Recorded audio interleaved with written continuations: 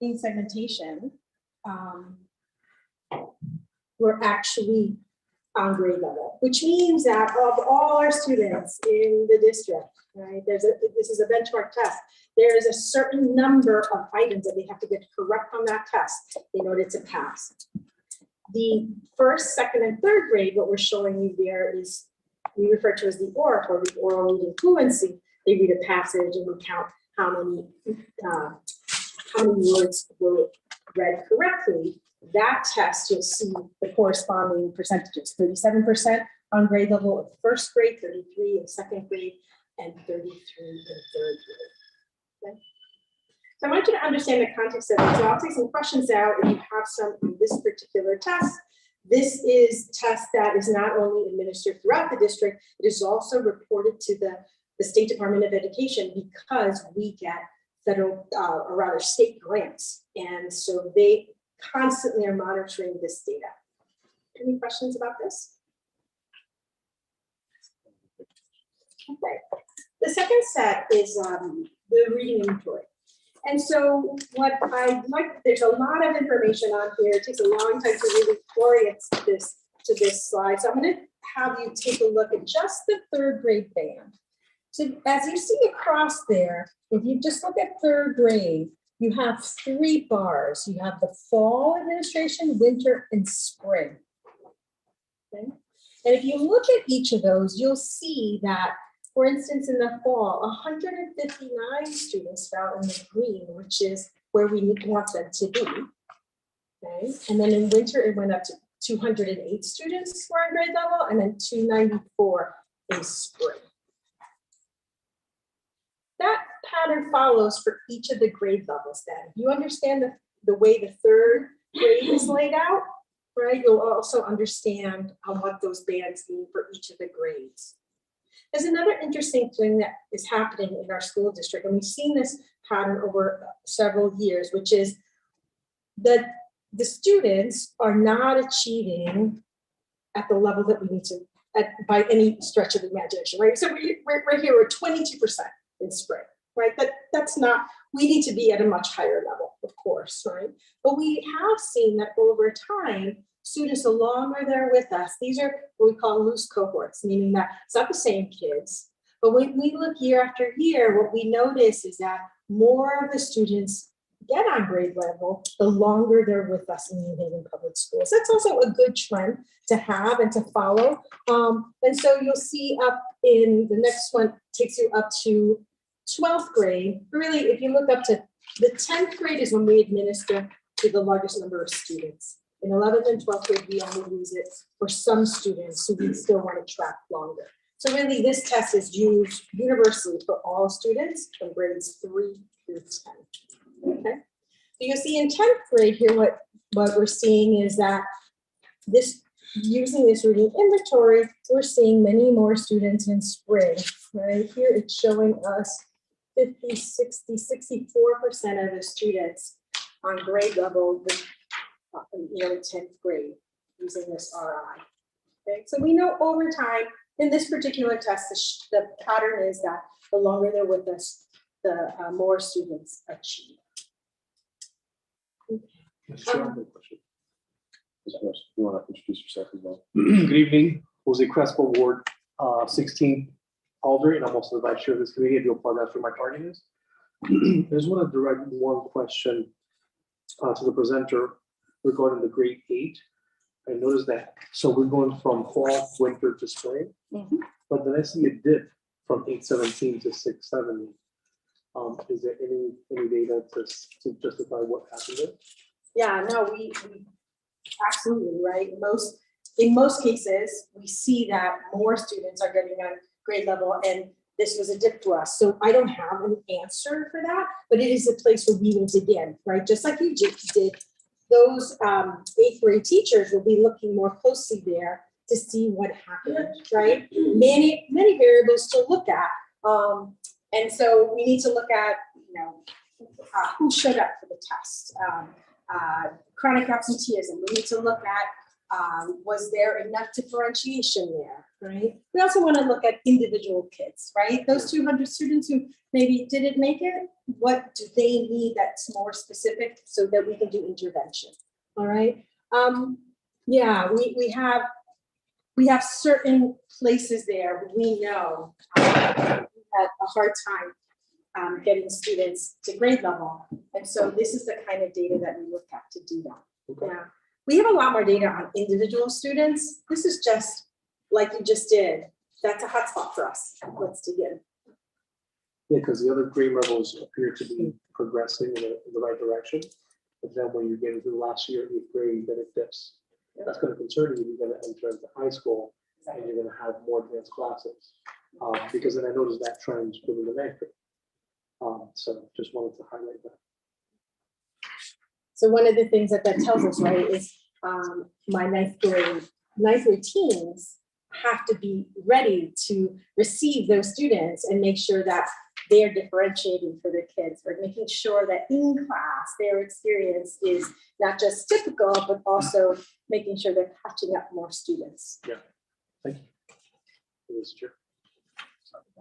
All right, so I'll go on. This is a new assessment that we use this year, and it is students actually read several different passages. Sometimes they're watching videos, sometimes they're reading poetry. They're reading they're reading across the text, gaining, comprehending what the different messages are and analyzing the text. And then they actually write to a prompt. And so when they administer this test, we had a lot of students take the test in the fall. And what you see here is should read it from the bottom up, right? So here in fall, you'll see that the 9th graders, we had 2,100 students take that test, but by spring, we're having difficulty, right? Not as many students taking this test. And I've got to tell you, I mean, this progression is not what we want to see. We understand this is something we need to turn around because when 2,100 kids take the test, but then only 600 take the test, I can't really compare these percentages. Even though more students were on grade level, we have a lot of work to do. It was our first administration of this test. The assessment itself is being reviewed by a committee of teachers. We're rethinking some of those pieces, but we know that what this test is going to be able to do for us is understand how kids are writing, which is a really great indicator and something you need to grow over high school to get them ready for beyond high school, right? If it's college or career, writing is going to be a big skill. So this is what our attempt here is to do with the high school common assessment. Could you explain how it could be that you go from 2,100 people taking kids taking tests to 600? Like, how does the test fit into the day or the week that would happen? Yeah, so we know that when I say chronic absenteeism, I'm thinking that you also have seen those numbers. We had a very difficult time with that. Okay, so there are many things that could have gotten in the way here. There was also, staffing shortages, but we also know that this particular test has to be prioritized and administered in a different way. So working with leaders, right, working with the principals, putting the date of this test in the calendar, affixing it, and then holding people accountable to take the test. We need to do some work there as well, for sure. All right, so math assessments. We have 2 slides for you to see. This is iReady Math. About a year ago, we implemented something new. It's new math curriculum for K-5. It's called iReady Math. And the program actually has several components that we were looking for. One, it has the materials to teach what we call core instruction, right? Student materials, teacher materials, online resources, very robust.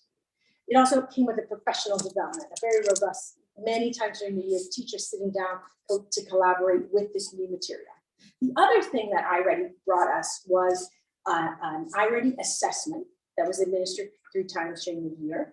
and then also an intervention component that was online, meaning based on when the students sit and take the test, it tells the teacher where they are along a continuum of math concepts, right? So a teacher can know this student online to start working problems at this level, right? So very individualized type of thing. We found throughout the year that the teachers really took to this. It was great data. They were using data more often. And so we administered that test 3 times, right? First administration, 4% of our students on grade level, a whole lot of work to do, right? I believe down here, it shows you what it says, right? So the green is on or above grade level. So the green without the lines is early on grade level, right about there. And then yellow is one grade level below, red is 2, and this is 3 grades below. This is difficult, right? We have a lot of students coming out, 2 years with instruction as it's been under the pandemic. So we know that we have our work cut out for us, right? But with this program, in the winter, we made some gains, and then we ended up here in the spring, right? So 20% of the students in K-5 on grade level for mathematics. Still got a way to go. But what we did gain was a lot of information about these students that are 1 grade level below and 2 grade levels below, because with this program, we're collecting a lot of information when the students go on and work on the online platform, and then the teachers are collecting data and collaborating on new lessons for students. So we think, even though this is showing, it's not the gains we want, we think that with this program moving forward, we'll have a really good tool for teachers to use to teach them. Another thing that we did was we used a program called iExcel. It also has a math assessment. And so we administered this. What you're seeing is only the spring data. iExcel for 6 through 12 is showing, again, students. We don't have enough students on grade level. The blue is where we want the students, right? So we know in spring that the administration of this test is already showing us a large number of students who need more than just core instruction. This is a newer product, which we will administer again next year. We have a contract for iExcel moving forward. What we do need to do is more professional development on exactly what this data is showing us and telling us, right? So groups of teachers sitting around and understanding what iExcel is showing us. We do know initially, right after the 1 year of implementation, that it is giving us a lot of information about math facts. So we call math facts, meaning that it's more computation. And we're not as confident that it'll give us what we need for mathematical concepts, which is more like reasoning and problem solving. So this is just preliminary data on that. Okay. Those are the data points we can share right now. Yes? I think, Do you have a question? more asked a question. Sure. Thank you, Mr. Chair. My question is, how involved are the teachers in developing the system we need to teach the kids? Because when I hear that we have these significant, in my opinion, drops, and I know that it is harder sometimes to catch people up, right? And then once they get to a certain grade level with all the other factors that happen in children's life and the world, it gets a little bit much more difficult to catch them up. So how involved are the teachers, seeing that they're the ones that's with the students most of the time? Right. So one of the things that we have been implementing district-wide is collaboration time amongst teachers. I've got to say, though, during pandemic, it was difficult to keep those protocol, that time sacred for teachers to have adequate time to address this, right? This is not making an excuse. This is actually telling you that staffing shortages, coaches who weren't coaching but were spending a lot of time, making sure that we had teachers, certified teachers in front of students, played a large part of how much they could come together to talk about lessons. to plan ahead. Some of that happened, but that took a big hit over the last 2 years. Okay, but that is the way forward. The way forward is collaboration time with teachers, having them take this data and do lesson planning and collaboration together. That we know through research and past practice here in New Haven, that has led to better results. So that needs to, moving forward, you know, the district is dedicated to doing that and making sure that teachers have the support and the data that they need.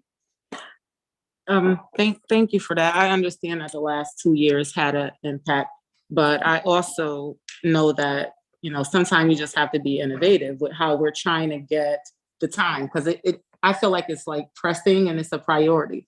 So I appreciate that the district is looking forward to revitalizing that. But I think we have to figure out how, even if we don't have the time to bring everybody together, we give our children homework. So I think some of this can be done, like, not, since we had COVID, not all together, but certain parts could be done separate maybe, and then figure out how to bring everybody together. And I'm not acting like I'm an educator or anything like that. I'm just thinking outside the box, because when I hear these numbers and I know COVID had a lot to do with it, it makes me cringe. It really does. So I just want to be honest, because that's just the way I am. So my second question is, are the plans specialized to just specific schools, or is it something that's like general for all the K through 8, or however you break it up, K through 3, 3 to 5, or however you break it up? I'm looking over at all my colleagues that are here, and I'm going to invite them to join me if they would like to explain, because this is about being forward thinking, right? And so, yes, we need both, right, plans at the central office level that talk about what happens district-wide, and then every school needs its own plan. This is how we organize, and this is what research says moving forward needs to happen. Okay, so we have, we definitely need both of those things to occur.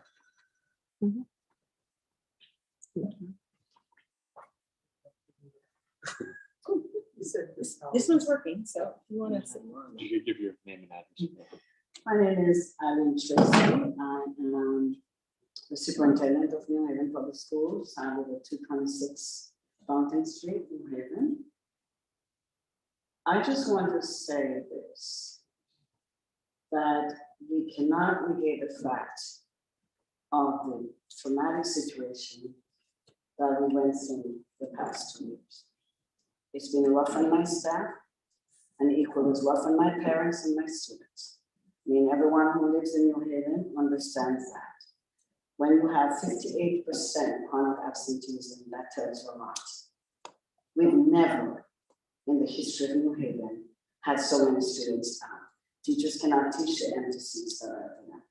I know our YCE, they've worked hard, knocking the doors, going out, trying to get people in, but the challenge is there. And what we found, a lot of those challenges were in the elementary grades. The elementary grades, you know, the high schoolers expect them to get up and, you know, get ready and go to school. The elementary grades, primarily parents have to wake them up and get them dressed to send them to school.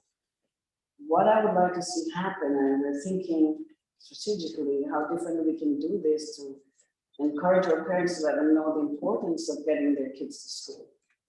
In addition to that, we've had 2 years of just, I said as a superintendent, last year was one of my worst years. After working 48 years in New Haven, last year, my teachers and principals will tell the same thing. Even within the time when we had to pivot to online learning and in-school learning, which was a struggle, but our teachers, I think, did an awesome job in trying to pivot to something they didn't know how to do. We were all trying to learn together. That was difficult to do when we went back to school last year. Just think about students being away. We closed down March of 2020. I think it was. Our students did not get back to school until January the next year, like in a staggered manner.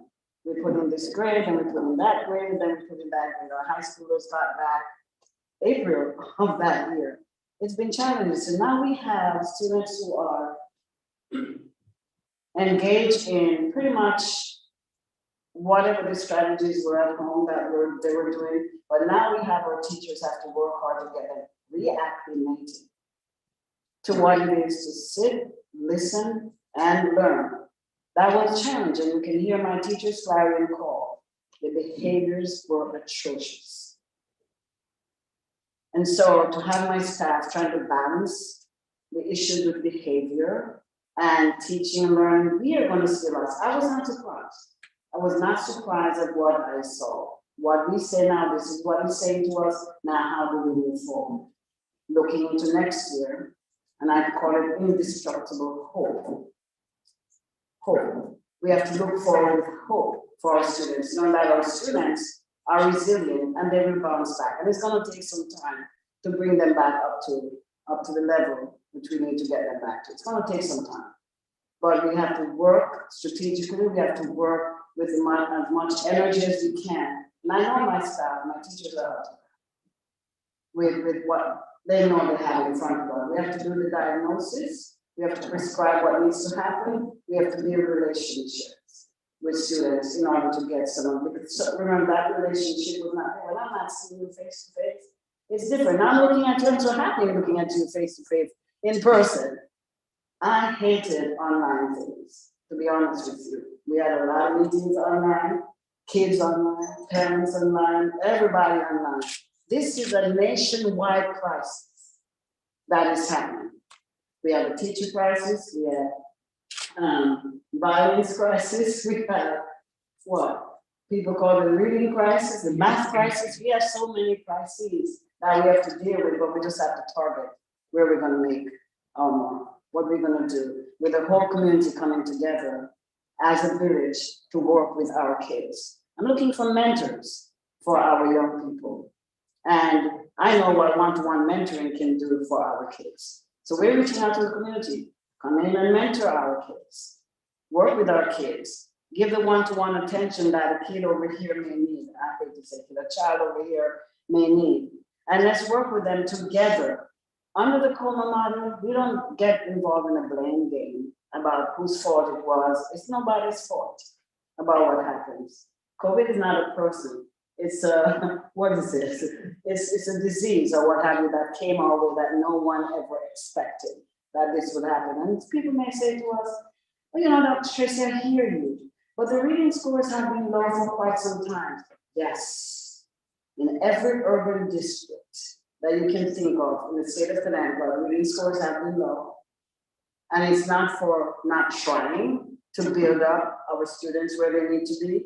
It also depends on the kind of test. When we're testing reading fluency or oral reading fluency, what it means, how fast, how quickly, how the rate at which they're reading it does not mean the child can read, but they're not reading it quick enough based on the test that is given. Does that make sense? You have your slow readers and you have your fast readers. So we have to be careful how we're messaging out. Our kids are listening. And one of the last things I would want our kids to feel so down and so put down on that they think that they're fair. I don't want to enter the school year with that narrative for my children. We have you, you're here, we're going to do our best to build you up, to work with you, to get you up to speed. That's what I want the whole community to get around, rather than failure, because it's not a failure. It just means that this is where they are, and we need to continue building them up. Alder Walker-Myers has a question. Yeah. So thank you for that. I want to try to phrase this in the right way because I actually come from a long line of educators. So I know how hard it is to be a teacher, a principal, all of those things. I grew up in New Haven Public Schools. I understand all the barriers. I understand all of that. But this is something that is very pressing to me. And I'm not going to feel guilty about feeling urgency around how we actually do that and put a plan together that's going to work. And that is why I'm interested in knowing all the parties. I heard you mention parents have to wake their kids up and get them up. So what is the plan to get more parents involved in this? I understand getting mentors and all of those things, but if parents are an important factor, what does that plan look like? Because I have children that came out of the New Haven Public Schools that's in college and they did really well, but it was because they were going to do really well. So let's just leave it there. But I also I also understand there are some children that go to college and they're not ready. So that happened before COVID. So I'm trying to figure out how we can put the best plan forward that everybody can say, look, we got to take a run at this. Because ultimately, and there are plenty other words we could use other than failure, but ultimately our kids will fail if we don't get together and figure it out. And that, I don't sit on this committee, but I'm here because this is really important to me. Yes. And I want to know what the plan actually looked like. Are you guys open to changing some of that plan if other people have ideas? Because I think it's just that pressing that we figure out what we're going to do. We don't have a long time to catch up. So are you open to other ideas to the plan that you're presenting? Or is this plan just set in stone with the educators at this point? So nothing is set in stone. When it comes to education, nothing is set in stone. There has to always be flexibility because we're working with people. It's not like a production line and, you know, we're expecting this product to come out at the end. We're working with young children, young people. So nothing is set in stone. We are working on a plan which we will share shortly where we are. We will get input, you know, for those who believe they have some ideas. And we're looking at different aspects, teachers, administrators, parents, the whole community, what it is we need to do as we gather around our students. And for me, it burns my heart. We are educators. And these are my children. Just I take ownership. These are my kids. And I've worked in this community for 48 years. So I have a sense of some people were not yet born or were just wearing short pants. Since the time I've been around, and Sal's looking at me because we've been around for a long time. So, but I know that they will catch up. And I know it's gonna, for someone to be 2 years behind, 2 years behind or 3 years behind, it will take some time, but they will catch up. I am confident that they will catch up, but we have to do a lot more legwork, a lot more supporting, a lot more getting the community involved, getting the mentorship going. We already tapped into Yale University. A lot of people do not know Yale University worked so hard last year in supplying us with tutors working with kids. So we have those two things going along with what we have going on in the schools. One of the challenges we had last year, my poor teachers were so tired and burnt out, and I have to say that when we reached out for after-school programming, nobody really wanted to work in after-school program. In the past, teachers would be glad to work in after-school program, but they were tired. They were burnt. It was tough. I would wish that we were opening at that time for people to come in to see some of the things they have to go up against. It was tough. We cannot negate that. Those are real things, not fiction, fantasy. Those are real things. But we still know that it's our job to still educate the child, because that's our charge. And I'm sure that my teachers are up to it, my administrators are up to it, to be ready. I call this the year of focusing on instruction. The last 2 years, we focused a lot on mental health issues, social emotional learning, not to throw those aside, but this year we're going to focus a lot on the instructional aspect of the work. We did side by side, but we had other issues. That makes sense? And before you mentioned that the students in college and still have struggles to read. I can tell you that as a reality. I taught at Southern for 30 years with incoming students who were struggling. I taught at the graduate level with students who struggled to even write and write from an academic point of view. So I've had experience all over. So I'm not sitting here as someone who has not been there, done that, know that. And I know that when we have these students in college, sometimes the light just like click and turn on. And say, wow, this is the same student who has been sitting here, came in with very poor grades, and now they turn around. Because there's just something that they did not get to master or did not know how to do. Thank you. So going off from what Alderwoman Myers was talking about with regards to bringing the parents and seeing what the plan is to help those parents to get their children to the schools. And then one of the last pieces that you stated was the instructional aspect being crucial, the most important. So the teachers are the ones that are spending the majority time, a major time of their lives with these young minds, trying to mold them and shape them and help them and try to improve those scores. But year after year, I hear where teachers are afraid to speak up. They don't have enough tools, they don't have the equipment, they don't have the support. They're fearful of bringing ideas to leadership and fear of retaliation.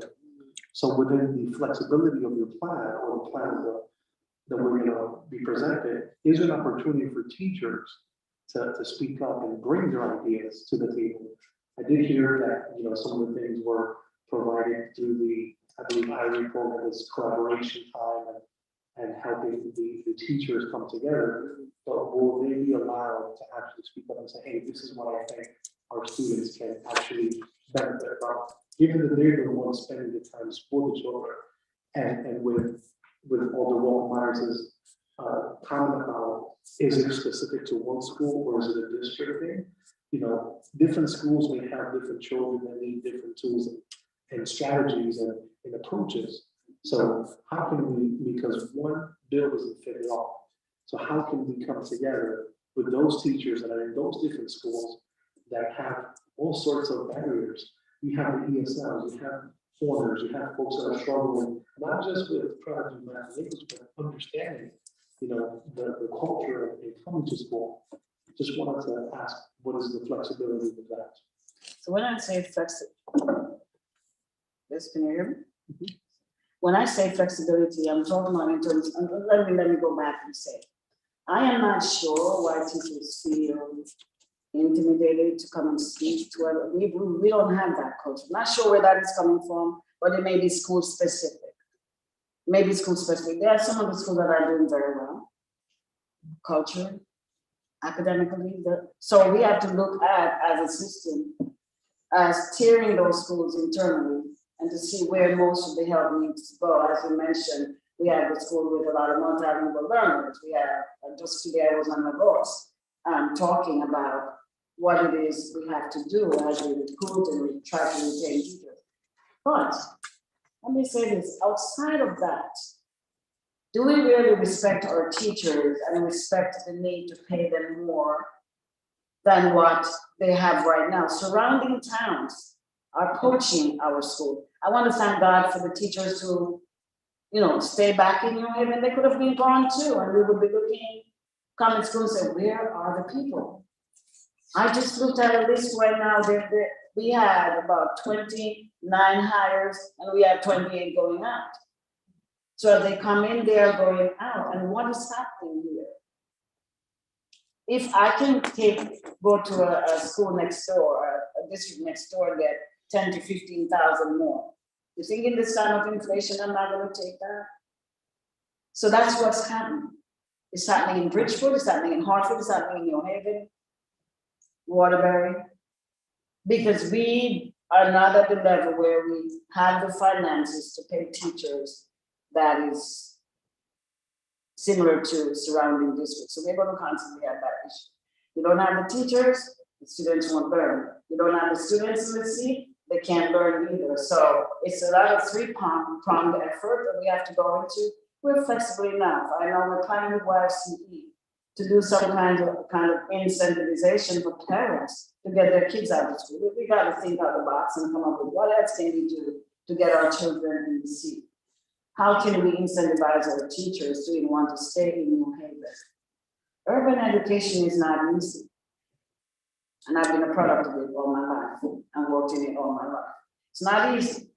It's not gone are the days when kids are just quiet, like Miss Wanda, and sit quietly and listen and learn. No, it doesn't happen anymore. So we have to arm our teachers with the tools they need. We have to be able to support them. Just like the students need, mental health and social emotional support, our staff also need that because they're human beings. They need that. Teachers, paraprofessionals, all the other workers who work to support our kids, we have to take care of them. And it's not about money. And I've heard the teachers, and they're not stopping people in their places where if you believe something is working well, then show us that it's working well. We're happy to say, okay, let's come and see your classroom. You're doing this, and we see your data and it's going well, right? We're all here. Tell us that it's working so well for you. But as you mentioned, and I'm glad you mentioned, we have to keep in mind, one size does not fit all. Because we have a diverse student population in front of us.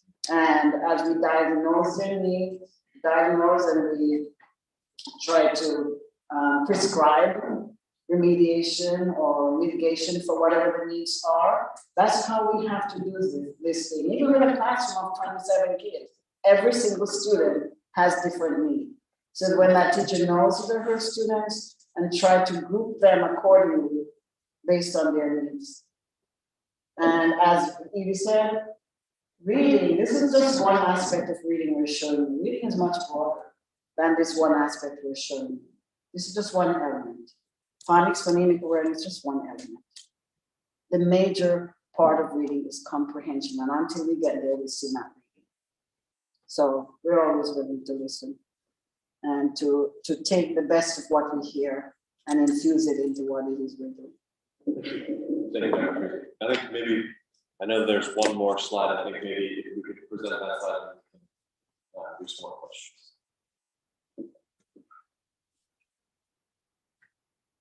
Sure, so so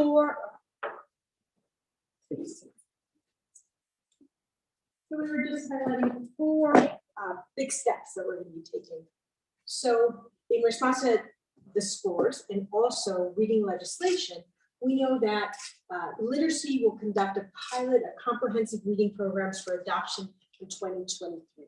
This is going to be a big part of that plan. You'll see more aspects of the plan, but one of the steps is we will be doing this at the K, by legislation, it's K3, we will be doing it for K through 5. And so what a comprehensive reading program looks like, it looks similar to what we did 2 years ago. We did a comprehensive adoption for mathematics at the K-5 level. And so now it will be a similar thing for literacy. So all of the resources that a student will use, all of the resources that the teacher needs to teach reading, all of the online components, all of the things that parents at home will have access to will be purchased so that things are aligned, and that then all those teachers K through 5 get support and training on the use of that and really on the teaching of reading. That's so important. Another step we're going to take is we will continue the implementation of iReady Math. We're seeing some nice growth there. We know we're 20%. That's nowhere near where we need to be, but we think we're headed in the right direction there. So keeping that focus there is going to be important to us. At the high school level, we actually have new resources. We have new math textbooks for all our math classes. That's an important step, making sure we're revisiting what are we putting in front of students as the main source for math instruction. We're also this year looking at a new product for the middle school as well. Then training of staff, organizing the entire district to train staff. Train is probably it's really the supports that you've been talking about, right? Organizing both our time, our money. Time is such an important factor, right? When I say collaboration, that just doesn't happen. We have teachers who we have a contract with them, you know, what their hours are. We can't simply decide today we will have some collaboration. It's careful scheduling to ensure that that happens on a routine basis, either weekly, monthly, bi-weekly, right? When are we getting teachers the opportunity to look and respond to the data? We need to organize that, and we need to give support there, right? Not only the time, but then, so what's happening during those meetings? What does a productive meeting look like? What do you need to do your job? And then also always thinking this, right? Who are the students that are sitting in those seats in front of you this year, right? And what do they need? So we can do what Dr. Tracy's saying, right? Individualize it, because that's what we're going to be most effective as teachers. So those are the big 4 things that are happening right away in response to this. There's going to be a literacy plan and a math plan that's far more detailed, so that you'll see that. And I know my colleagues, the assistant superintendents, they're looking at what does professional development look like for our principals and our APs to make sure that everyone is coming to the table with a focus on instruction, as was said by the superintendent. Thank you. Now we'll see if there are any other questions from the committee alternate. Thank you, Mr. Chair. Dr. Tracy, I briefly heard you speak a lot about teachers wanting extra money. I'm just gonna make a couple of comments. Yeah, everyone needs extra money. But our students, it really bothers me to my core. Just to hear the failure rate of the New Haven public school system, especially our 11th and 12th graders that are transitioning from 11th into 12th and from 12th into college. And just working with some of these kids myself, finding out half of them cannot do a job application. You have a lot of them just do not know how to write in cursive, don't know how to sign their names for a paycheck. It's really disturbing. I can go to other states and find third graders that knows how to write cursive. I had one of my young men that was working with me this summer from Puerto Rico said that he learned how to write in cursive when he was in the 2nd grade. And when he got to the New Haven public school system, it was taken out of the curriculum of writing, which he felt really bad about it. And also certain reading skills that he had to learn when he got to the New Haven public school system, it was taken away. I believe if we raise the bar and raise these kids' test scores, then maybe we can look into more finances for your teachers. And also, I do believe in early detection. You give out report cards every semester, 3 times calendars. And I'm pretty sure your teachers can spot within the report cards who is failing. And once that you find out who is failing, you need to find out some form of prevention for them not to continue to fail. Because I see over and over again from the first semester of a student that probably failed with the D or F, fell from the 1st to the 3rd. What are we doing in regards to helping those kids? Because a lot of these children are literally being pushed to the back of the class. And one kid just said to me today was that they don't care anyway, so I just sit down and just listen to my music, which was very disturbing. We mention about the pandemic all the time. You know, I'm tired of this pandemic, and I'm tired of hearing the stories on the pandemic. Yes, it has some effect, but I believe the pandemic could have gave us from the first year the opportunity to correct, so when we got into the 2nd year of the pandemic, we know which way that we were flowing with these students. Like I said, my biggest concern is, as Alder Walker Myers said, where are we going to go now? So we don't have any more of this low failure rate with our children. We're going into year 2022, 2023. How are you all and your staff plan on bringing these kids to a level of perfection? You know, we need to raise the bar a lot. Find out those that are failing and get them the extra help in which that they do need. I understand you said we need this village. Yes, we do need the village, but we also need the teachers to put more, and I'm not saying that they're not, but we need to put more, we all need to put more time in to make sure that we don't go through this low failure rate ever again, because I think we're the worst in the state. No, we're not. Well, we're one of them. And we shouldn't be here. When the data comes out, you will see that. Okay, well, we shouldn't be here. I remember from your back in the days with Jackie Robinson, how that school was failing tremendously, but you all took the time. You put your sweat into that, to every student, and brought those kids up to the state, said that they couldn't help you no more because your students was far above grade level. Let's do that for the rest of the city, Dr. Tracy, and bring them up. Thank you, Mr. Chair. And I strongly believe from the bottom of my heart, Andre, that it can happen. And why I say I believe it can happen, because we made it happen. We made it happen because, again, I go back to diagnosing and eliminating the problem, having all hands on deck. Those days, I had an intervention class myself with the most challenging kids because, and I work with them as an intervention. Kids will come back and talk about what we did for them. So it's a matter of how we're going to look at this. And I believe my teachers are ready for all hands on deck. Everybody who's anybody. We had custodians. Remember, Sarah?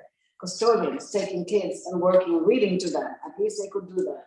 They may not have known the skills, but they're reading to the young children, helping out in the kindergarten classroom when they get a chance. So it was, for me, it was no holds barred, all hands on deck, and we have to go back to that approach to understand our children need this and they deserve this. And if we're not doing it, who then will do it? I think I'm going into this year with much hope. I know it's going to turn around. I'm confident it's going to turn around. And as I say, we're not blaming everything on the pandemic, but that was a profound impact on our students and their learning, along with what they had before that were impacting their learning. So we're moving into the school year, and I'm saying with much hope, we've got to keep hope alive. I'm not going to be down. I'm not going to feel depressed. We're just going to go on and work as hard as we can with all the resources we can, because I can't understand how teachers, and if teachers don't have resources in their school, I need to know. Because we have lots of money that we gave to all schools, from the Art Esther grant to functioning, to help out in their schools. Many schools have Title I funding. I am not understanding how the schools don't have resources. That's news to me. I don't understand that part of it. So any teacher who may be listening or watching don't have resources, reach out and let us know what's going on, because there's no reason for that. So for me, it's no excuse, no blaming. On the COMA, we don't blame. We say, okay, here's the issue. How do we now move ahead and solve it? And I'm sure they have a great plan, but even with a great plan, the plan takes implementation. All right? Teachers have to be aboard because they are the implementers. Administrators have to be aboard to make sure that what is being planned, that they're also part of it and they're making it happen in their schools. And I'm sure we have the staff that's ready to do that. But I'm going to say this and say it here. You have a lot of new teachers coming in. See how I emphasize new teachers? We don't have a lot of the tricks in their bags, around teaching and around classroom management. So I just want to see what happens. A lot of new teachers are coming in. My veteran teachers, hoping that when I see these new teachers, they will give a lending hand and help them out. But it's challenging. We cannot get rid of that side that is challenging. But despite the challenge, our students, I believe, are up to it and can learn. They just have to know where they are, where they stand. We share it with them, share with parents, share with their mentors, and we work with them to catch them up as much as possible. Thank you. You're welcome.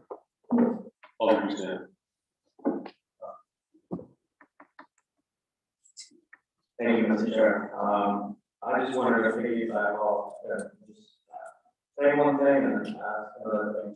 I just wanted to figure out earlier comments on my colleague, Smith and Alder Crespo, especially about students coming into the new public school system, country or systems.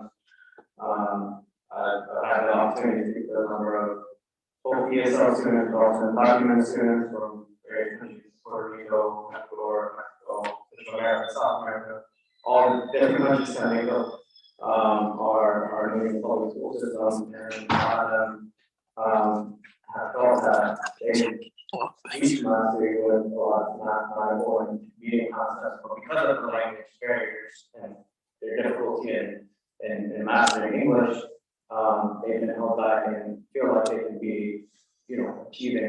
navigating and taking these hard courses, or rather being held back, or, you know, whether it be purposely or accidentally, or, again, many of them think it's because their English isn't that great, which is a good reason, but, I just wanted to, you know, bring that up and, ask if, that's something that's also being considered in this plan, because I think, obviously, you know, all the other things that teachers, administrators, and all staff are trying to focus on. I think that's something that may wrong for those things. Yeah, I think that's one thing I want to say. Thank you. Other. Okay. Not too long ago, I was on the bus, studying.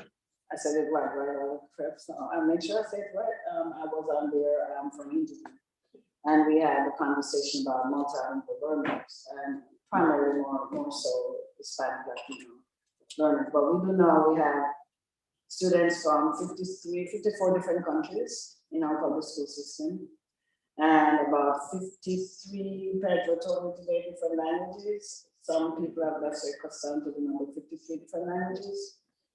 We have 3,829 multilingual learners in the system. 3,829. Among some of those are also special education students among that we have. So I understand what you're saying, that we should be challenging them to higher courses. But, and I do believe that, because many of you may not know that I'm also, I had to learn the language of English to move forward. And I know that my teachers, when I was growing up, kept me challenged, regardless of what my language was, and what I had to overcome to speak. And even now, I don't speak proper English sometimes, so just get to that. Let's get to that, right?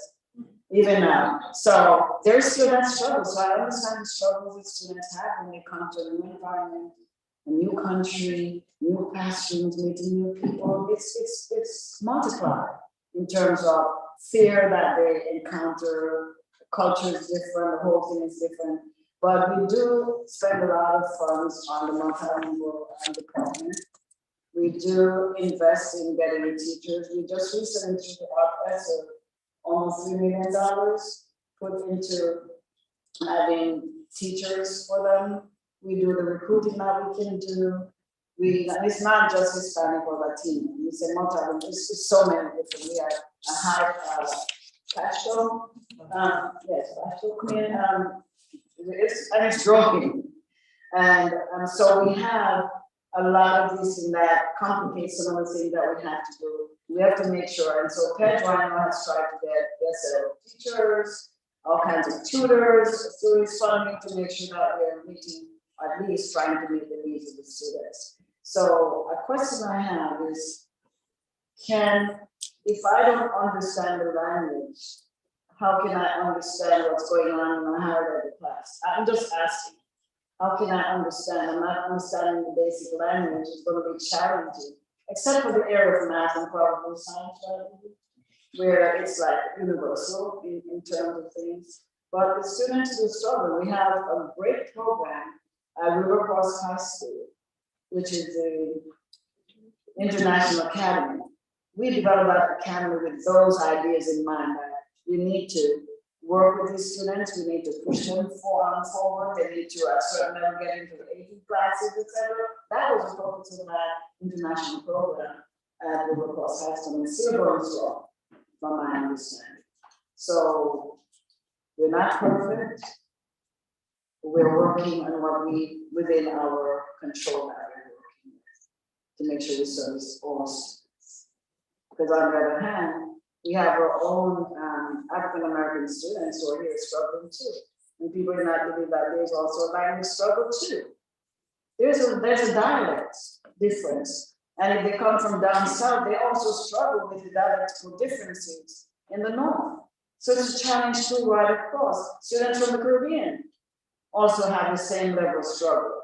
In my days, they were quick to put you in a special ed classroom because they couldn't understand you. But it didn't mean you didn't know your things or know, how to do things, but because they were not able to understand how you speak and what you were saying. Many times I had to be the one to translate, to say, no, they know what they're saying, this is what they're saying. So we have those issues, and it's not going to be something that's we're going to get it overnight, because we're fast becoming. New Haven is one of the most diverse cities in terms of our student population. Here in New Haven, 48% Hispanic in New Haven, right? So it's huge, and it's growing. And what are we going to do as a system to make sure that learning takes place? But we can't expect that we come up with these kids in front of a test. That's crazy. And how long the state gives them to be able to do a test? 3 months. When do they have to? Yeah, when do they have to do a test? Well, some cases, it could be 3 years, but in some cases, it's. Some cases, yes, it's crazy. It's crazy. So what those results, and it does not mean the students don't know. It's just that they're not familiar with the language to do the test. So a lot of things that are societal things that impact the schools, I just want to say. But I'm sure teachers are working with them, the multilingual teachers are working with them to bring the best type of learning. And we're not there. We're not where we want to be. I'm going to say that. We're not where we want to be. And Rome was not built overnight. Unfortunately, our students keep moving on and moving on and moving on, because while we are trying to build, they're getting older and older in front of us. And we have mechanisms that we're trying to catch them up and to bring them up to par as much as possible. I hope I answer your question. I went round and round about. Thank you.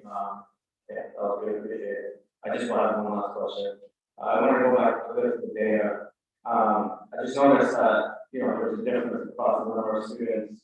We brought it up earlier, but across the different tests, Dibbles, Excel, so we had, in the iReady math, we're looking at 8,000 students, and others 10,000 students, others, not even 1,000. I know you mentioned the chronic absenteeism, and that's one of the issues, that resulted in, less number of students taking these assessments over the year. But what can explain the difference across these different assessments? I mean, it has to do with the format or how these tests are spaced out.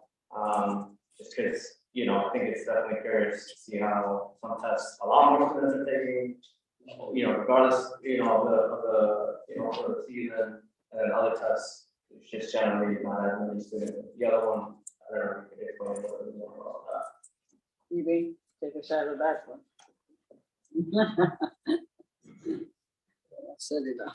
Yeah, it is concerning, right? So we know that we need to look at what our assessments are. We are also interested in not putting in more assessments, right? We're trying to be very careful about, even if we could, minimize the number of these big assessments, standardized assessments that we give.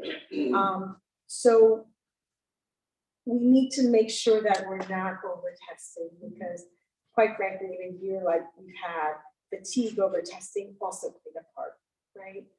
Especially when, a student's been out and then they come in, and why do you want to give them a test now? Let's get to work. So there could have been some of that going on, but it is a number that we need to pay attention to. New Haven in general on the state test has had a very high participation rate, right? It's normally in the high 90s to 100%. So we know in a typical year, when we get back, next year, we're expecting much higher participation on those standardized tests, and it shouldn't be the trend that we've seen, given the chronic absenteeism for sure. And I think we have to pay a lot closer attention to formative assessments, because some of these assessments are more summative, and that time the data is, when you get SBA data or you get some of the data, that's not going to help the students. That's just saying this is the outcome. But formative assessment done at the teacher level with students, right then and there, quick gauge, find out where they are, even if it's to listen to them, read a passage or whatever, right there in front of them, that gives more information that they can work with. And in our days, teachers used to give us a quick spelling test. They would tell whether we were mixed up with our sounds, right? Whether we were mixed up with our sounds or we're representing the sound better relationship incorrectly, just a quick spelling test. So a lot has to do with us have to go back and focus on the formative assessment. The summative is going to the board, right? And that's just saying the student outcome. But we need to have those pieces in place of the formative assessment. So as I say, you diagnose, you prescribe, and you teach what you prescribe. Make sense? And so we're going to those things to make sure that no child is left behind, too many are being left behind. And we realize that it's a monumental task to get this work. Thank you. Yeah, it's hard to, because it's definitely hard to really break that in this problem. We don't have these things to just take. That's why I just wanted to ask. Thank you, Mr. Chair. Thank you. Thank you, Alder Guzman. Alder Punzo. Thank you, Dr. Tracy. You have 48, I had 49, so you're catching me. Just a couple questions. I know there's a massive challenge ahead of you guys, but I really believe being in New Haven so long, we've faced these challenges before, and I think you have the right people in the right places, and I think you'll do fine. The one question I have is the literacy.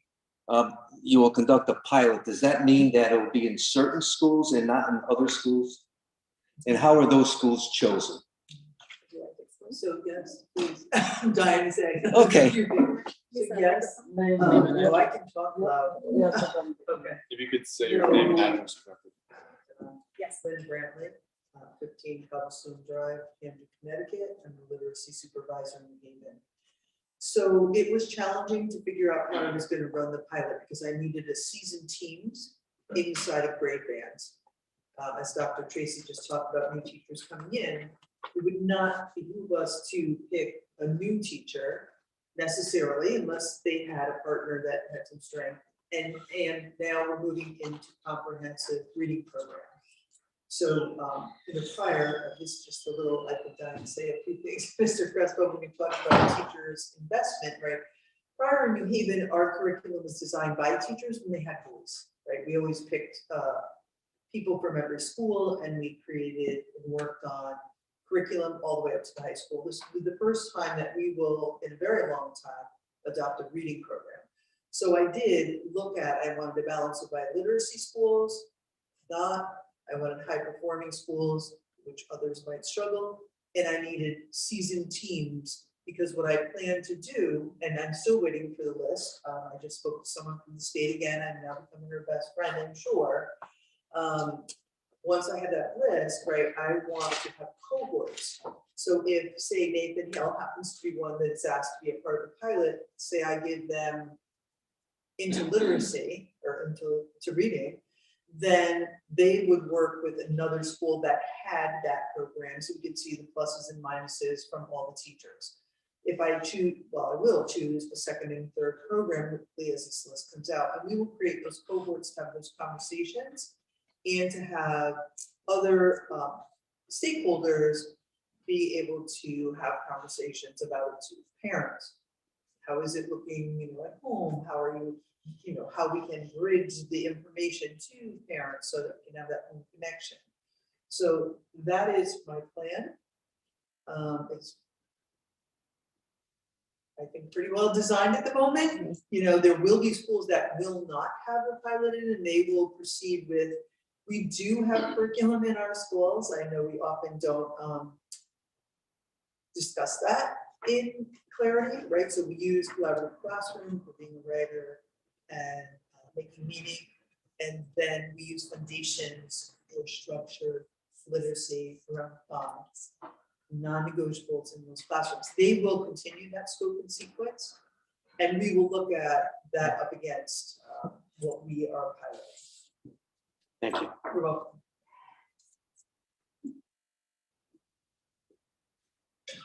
Thank you. I have a few questions.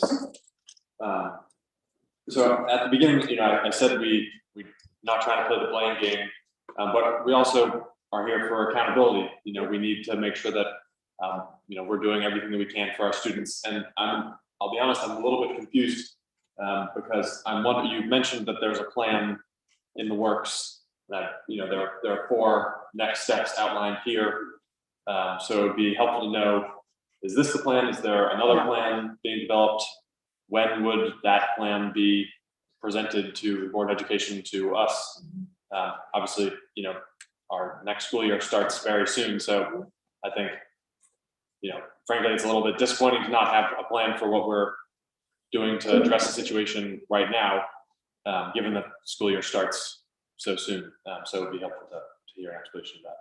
Okay, so given the time when the data came out, given the time that teachers are 10-month workers, so you really can't use teachers in the summertime. They're taking their vacation, which is needed.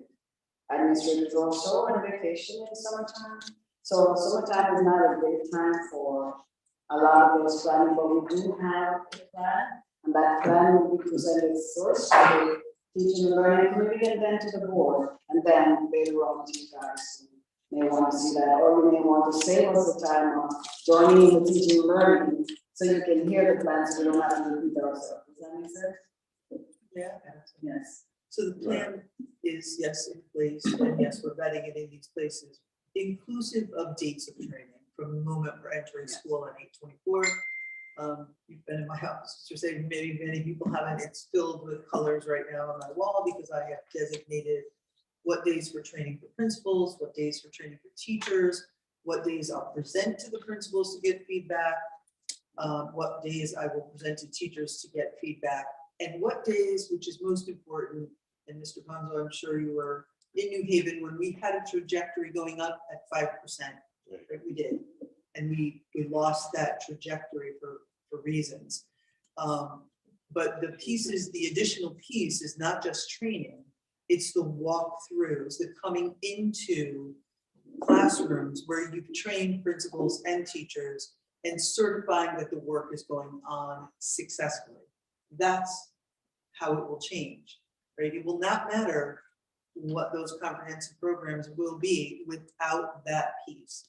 So yes, it's in, and I understand your frustration is not here with you today, but I want to assure you that I have plotted out, at least in the literacy department, all of those dates for the whole year with objectives and my outcomes for that. I'm not walking into the school year and not doing that.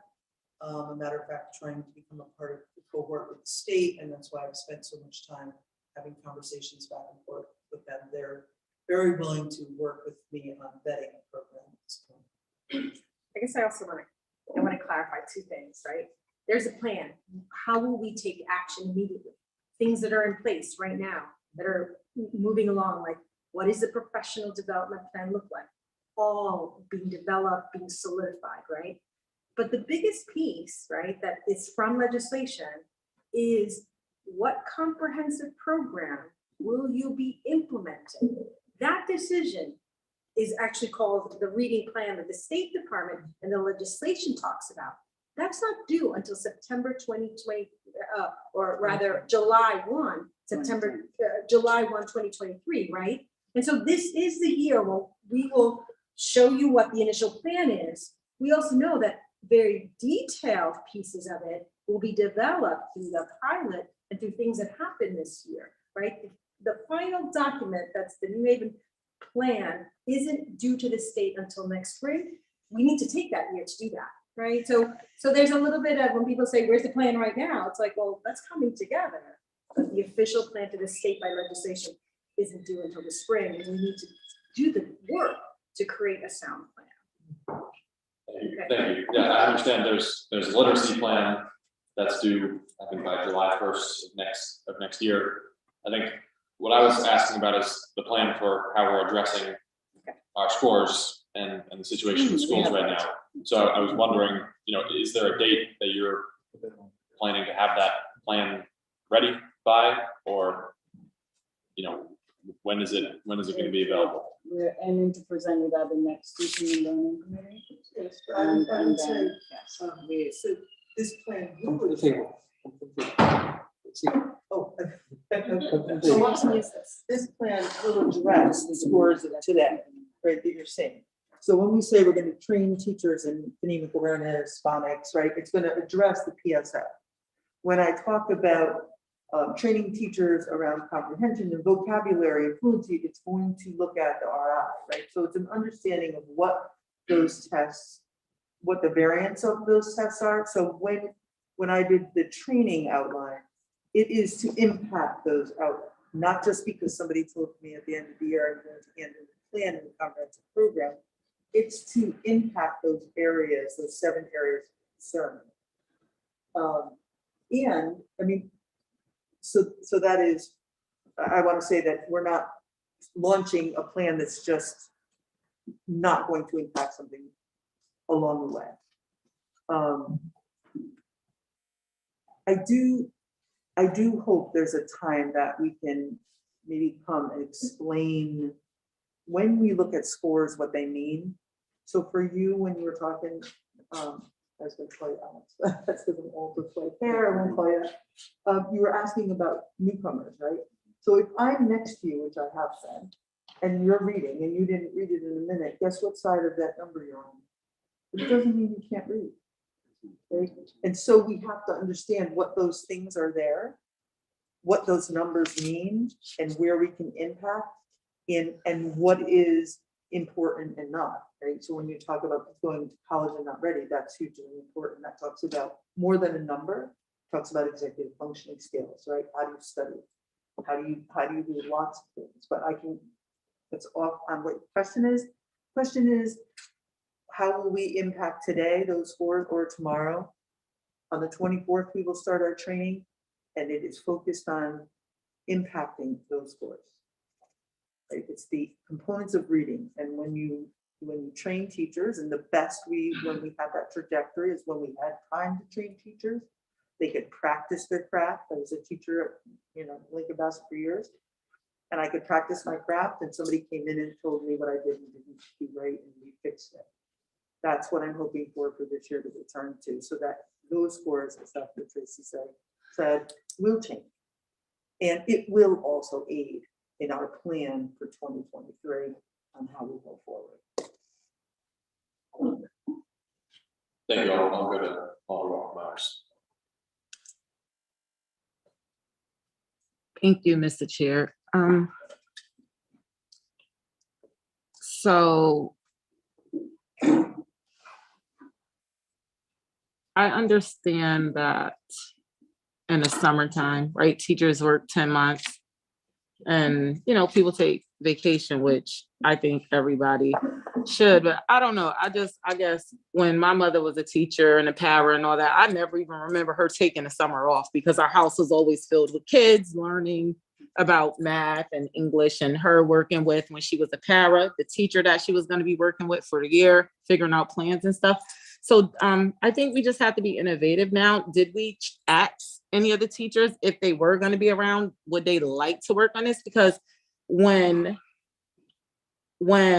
my cousin wanted to be a teacher, it wasn't like because of working 10 months. It was because that was something she really wanted to do. So she would volunteer her time here, there, and everywhere. So sometime I think maybe if we just ask, we might have a couple, not enough to put together like an entire plan, but a couple to get one started, maybe that wouldn't mind bringing their ideas together so that we can have a jump start.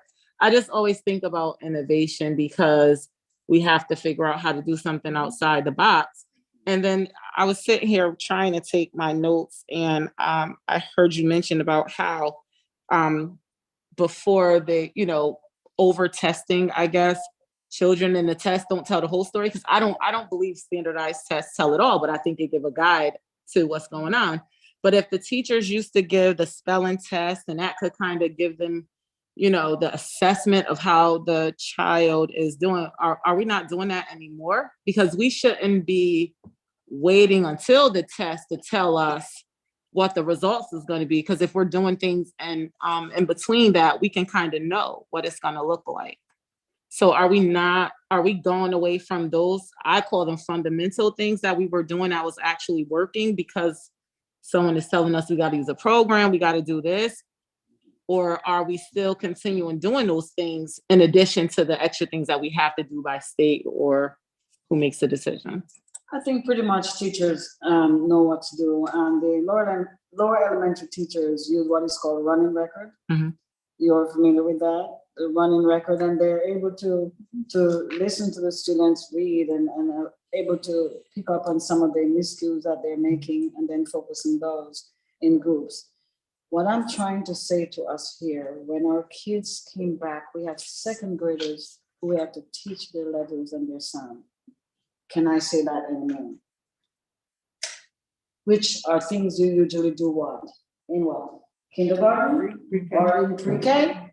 Because we know the trajectory when you come in the top half, right? And When I talk about, we have 7,000 kids who do not show up to school.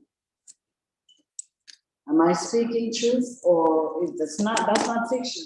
So I think the backdrop of all this, we have to all understand what occurred and how we're trying to mitigate as we move on. And I'm thinking our teachers, our educators, they know their kids, they know what to do. And I'm going to have hope and rely on them to move our kids forward because that's their job. The research has shown that the most effective factor in a child's life and in learning is a teacher. And so I'm going to believe that research. I know I impacted my kids. And so I'm going to believe that research. And next come to that with leadership. All right, so we're going to all have to put our hands together. I hear you and I hear you loud and clear. I'm not making excuses, but we also have to understand the backdrop to what is going on with our children here in New Haven. And it's not just a pandemic. We've had issues before the pandemic. We know that. But we have factors like poverty. We have factors. How many people understood that we have, what was it called? What do we call it? In food insecurities that we had to take care of. Morning, daytime, breakfast. People even not look at what we've tried to do. But then we focus our attention on the test scores, but we're looking at the whole child. We're looking at the whole child, and we're taking care of the whole child. Physical needs, mental and social needs. We're trying to take care of the cognitive needs. It's a lot. It's a lot that's put on the plates of teachers. And to go, I'm not saying they can't do it, but they're doing a gargantuan task, and I have to defend them because I don't want people to say that the teachers are not working, the teachers are not teaching, that the teachers are not. That's not it. There are many factors at play here, and we need to identify those factors and mitigate what we're able to do. We have challenges. Galore. I only name a few. But we still have to educate our kids because if we don't do it, we're going to have problems down the line. So we have to make sure we do it. I want to make sure that when I end up in the hospital somewhere, God forbid, I don't want to end up that I have someone who knows how to read certain things and don't give me the wrong medication, I chop off my leg or snap my leg. And these are happening with people who are so-called orthopedics. So I just want to make sure that we know it is our responsibility, along with the parents' responsibility, along with the community responsibility to rally around the child. And that's my final word.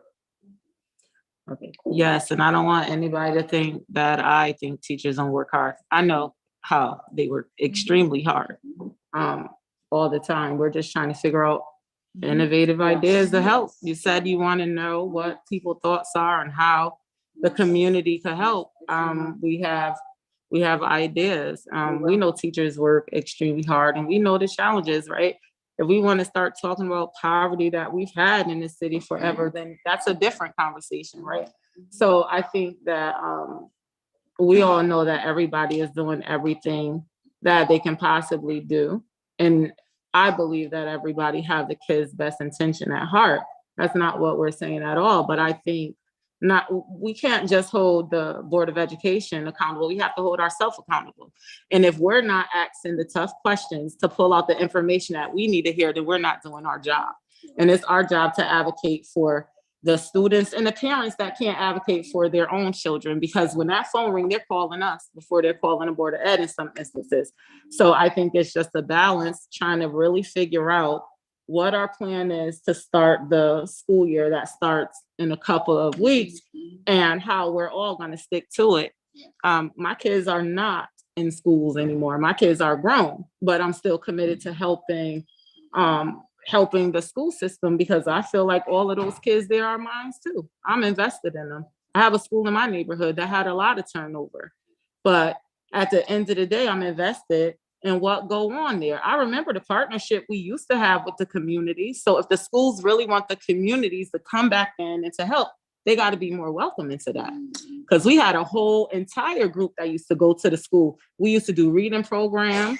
We had the fraternities helping, reading, and all of that stopped depending on who the principal is. So I really think that if we really want to get back to, having some of that community involvement, we got to really be open to it. And it's not about criticizing anybody. It's about doing a service for the children.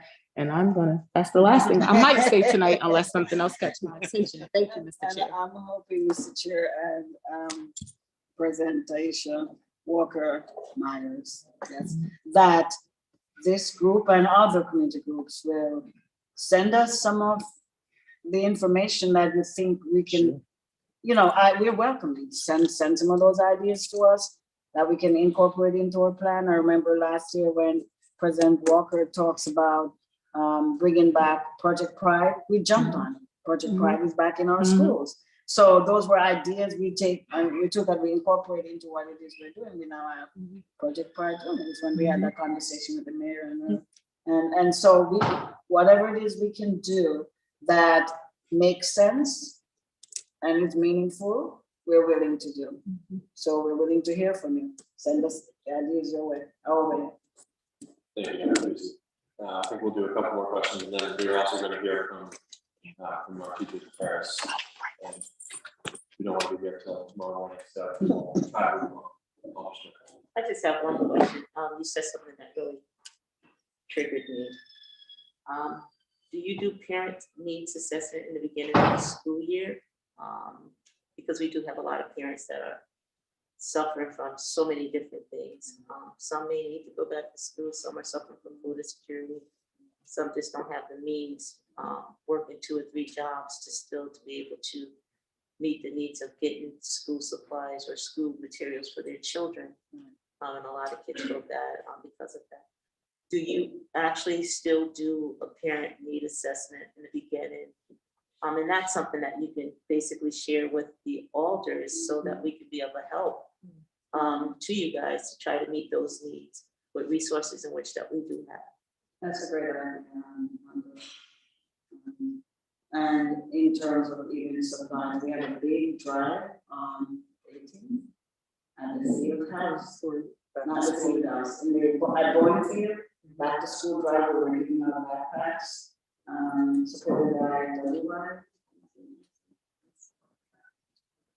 But we give backpacks already, and this year again, we have a big backpack drive, which have materials in there for kids. There are schools that help students who need a uniform, we just okay, whatever, we don't even push uniform right now. But there are schools that support, we have organizations that support those needs, but we do have a lot of parents with needs, and that's really idea for individual schools to try to find out. As a matter of fact, I have a parent webinar next week, just talk about school opening and some changes and things that we can happen. So yes, we have a lot of parents who are really challenged. We counted last year 500 homeless children. You're hearing me, 500 that's growing. And we make sure that through 90 days and Jeremy Joseph unlocking, that we find those students and we support them to make sure they have even helping to find housing for a lot of them to be challenged during the winter. So making sure they have food, because these are our kids. Thank you. I just want to say one last thing, Mr. Chair. You're absolutely right. And if you know anyone, we're doing a back to school drive with haircuts because we know a lot of kids don't do haircuts or get their hair braided. So on the 22nd at the Shack, we're having it. Also, once we open up, if kids don't have the needs of washing clothes, we're making it available where kids can come in, wash their clothes so that they're not coming to school with dirty uniforms and so on. So that's something that we're trying to do out in my district to make sure that these kids go to school, feel safe, feel clean, and be happy. If we have to feed them during morning times, breakfast or whatever, we'll feed them also. So that's a way of helping you out, Yes, and also helping the parent out also. Thank you, Mr. Chair. thank you for that. Thank you. You have a flyer, you want to send to me? I do. Thank you, Mr. Chair. I just have just a question. I don't know if this is still happening, but when Ms. Camacho was my teacher, now Ms. Connor, about 2 decades ago, one of the things that she did was she would have the classroom, but then she would pull each student aside one at a time. She would provide a brief paragraph and she would tell us to read. And then she would allow us to, one of the things that I remember was that I was afraid to use my finger. And she said, no, feel comfortable. If you need to use your finger to read. And then she would help us not only just read that paragraph, but once you identified a word that you can't mispronounce. One of the things that I learned was I had to learn English.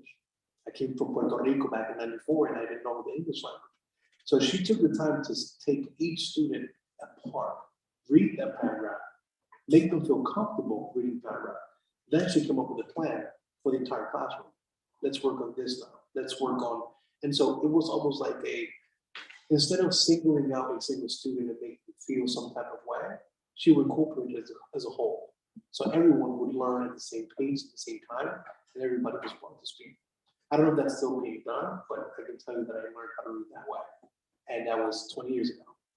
And if it worked before, I think it could work now, because even when I was in college, what did I do? I used my finger to read a book, to read 10 books, to read 4 semesters worth or 8 semesters worth of books. And that started back in 3rd grade. And so I'm not sure if that's something that still is being done, but it was impactful for me. Right. And I felt comfortable because I don't have to have another child listen to me. She brought me to another table, and then she would actually spend that one time while other kids did other things. So just thought I'd go. Yeah, so that is, that's good to hear, and that's the conversation you have about sitting next to someone to read, right? You can call them running records, you can call them just listening to kids read. And it comes under a lot of controversy at times right now. But it is impactful because the point is what you just said. If I don't hear you read and know what you need, and then build it into all things during the day, so it echoes, I will not be able to get everyone's needs in. So it's great to hear that it was impactful, and yes, we do still have to practice. Perfect. Thank you, Chair. Thank you. Thank you so much. Thank you, President. I have one last question. Oh, I thought you Just- were done. Just broadly, I'm looking forward to seeing the plan that is put together in the coming weeks. I think, again, it's concerning to me. You talked a lot about chronic absenteeism being a problem, and we're going into the school year, and I don't see anything about chronic absenteeism among the 4 steps here. So, it would be good to know what we're going to do. I think we need to have a all hands on deck approach. I know that all of us on the board are, willing to help however we can to make sure our kids are going to school, because, obviously they're not going to learn anything if they're not in school. So if there's anything we can do to help with that, we're ready to stand with you to make that happen. But, I also just think that we need to see a plan as soon as possible that really outlines how we're going to get where we need to be. I have here the strategic plan that you all presented to us in the spring. And it says that in 2022, we're supposed to be at 62% of our students at grade level in literacy and 57% in math. And obviously we're not anywhere close to those numbers. So I think we need to see, what are our expectations over the next few years? How are we going to get to where we need to go? Because, the situation right now is a crisis. We know that, kids are leaving the school system. Parents don't feel like leaving public schools is the right place for their child. And that's should be upsetting to all of us. So, we'll look forward to seeing the plan when it's available. I also think, Ms. Brandley, that for the literacy pilot program, I'd love to see the program design if that's available. Absolutely. Because I think that, the conversations that we had this spring about literacy brought out a lot of interesting information and research. We'd love to see that reflected in the program. Yeah. So maybe we can have a conversation after this or in the coming weeks about that. So thank you for your presentation and all the work that you do, and we'll hopefully see you back here soon. Thank you. Thank you. And now I think we'll have folks from teachers and the parents, if you want to come up together and sort of talk about your perspective on the state of our schools and what we, as a board, what NHPS needs to be doing, what we should all be thinking about as a community to make sure that we get our students back on track. Thank you. If you could start with your name and address for the record. Good evening, that works. Good evening, my name is Leslie Blateau, 410 Greenwich Avenue. Oh, I turned it off. Yeah. There we go. Good evening. My name is Leslie Blateau. I live at 410 Greenwich Avenue. Thanks for having us here tonight. And I guess first I just want to say throughout the questions and answers here this evening, there was a lot of interest from these elected officials, the alders here, in to what extent are you involving teachers. So I just want to recognize and thank you all for that, for highlighting that, and the necessity for making sure that teachers are at the table and educators are at the table, paraprofessionals are at the table.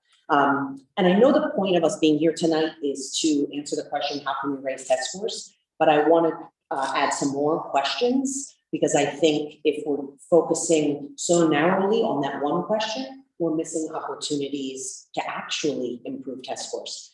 So I just want to invite us to also think about how we can support our students and our schools during times of stress and uncertainty. Yes, we can be sick of COVID, but we have to recognize that this has been an intense time of stress and uncertainty. We have to incorporate that into our thinking. I also want to ask us, how can we develop programs that build off of our students' strengths? Yes, the test score data is alarming, but our students come to us with significant strengths that we can actually build off of to improve test scores. And if we're not recognizing our student strengths, that's problematic for all of us. How can we promote well-being for all members of our school community? Well-being is central to healthy school communities, and as a representative of educators, as a community member, as a New Haven Public School parent, I think this should be a conversation that we should be having as well. And lastly, what do our students need and what do our educators need to improve academic achievement and ensure growth?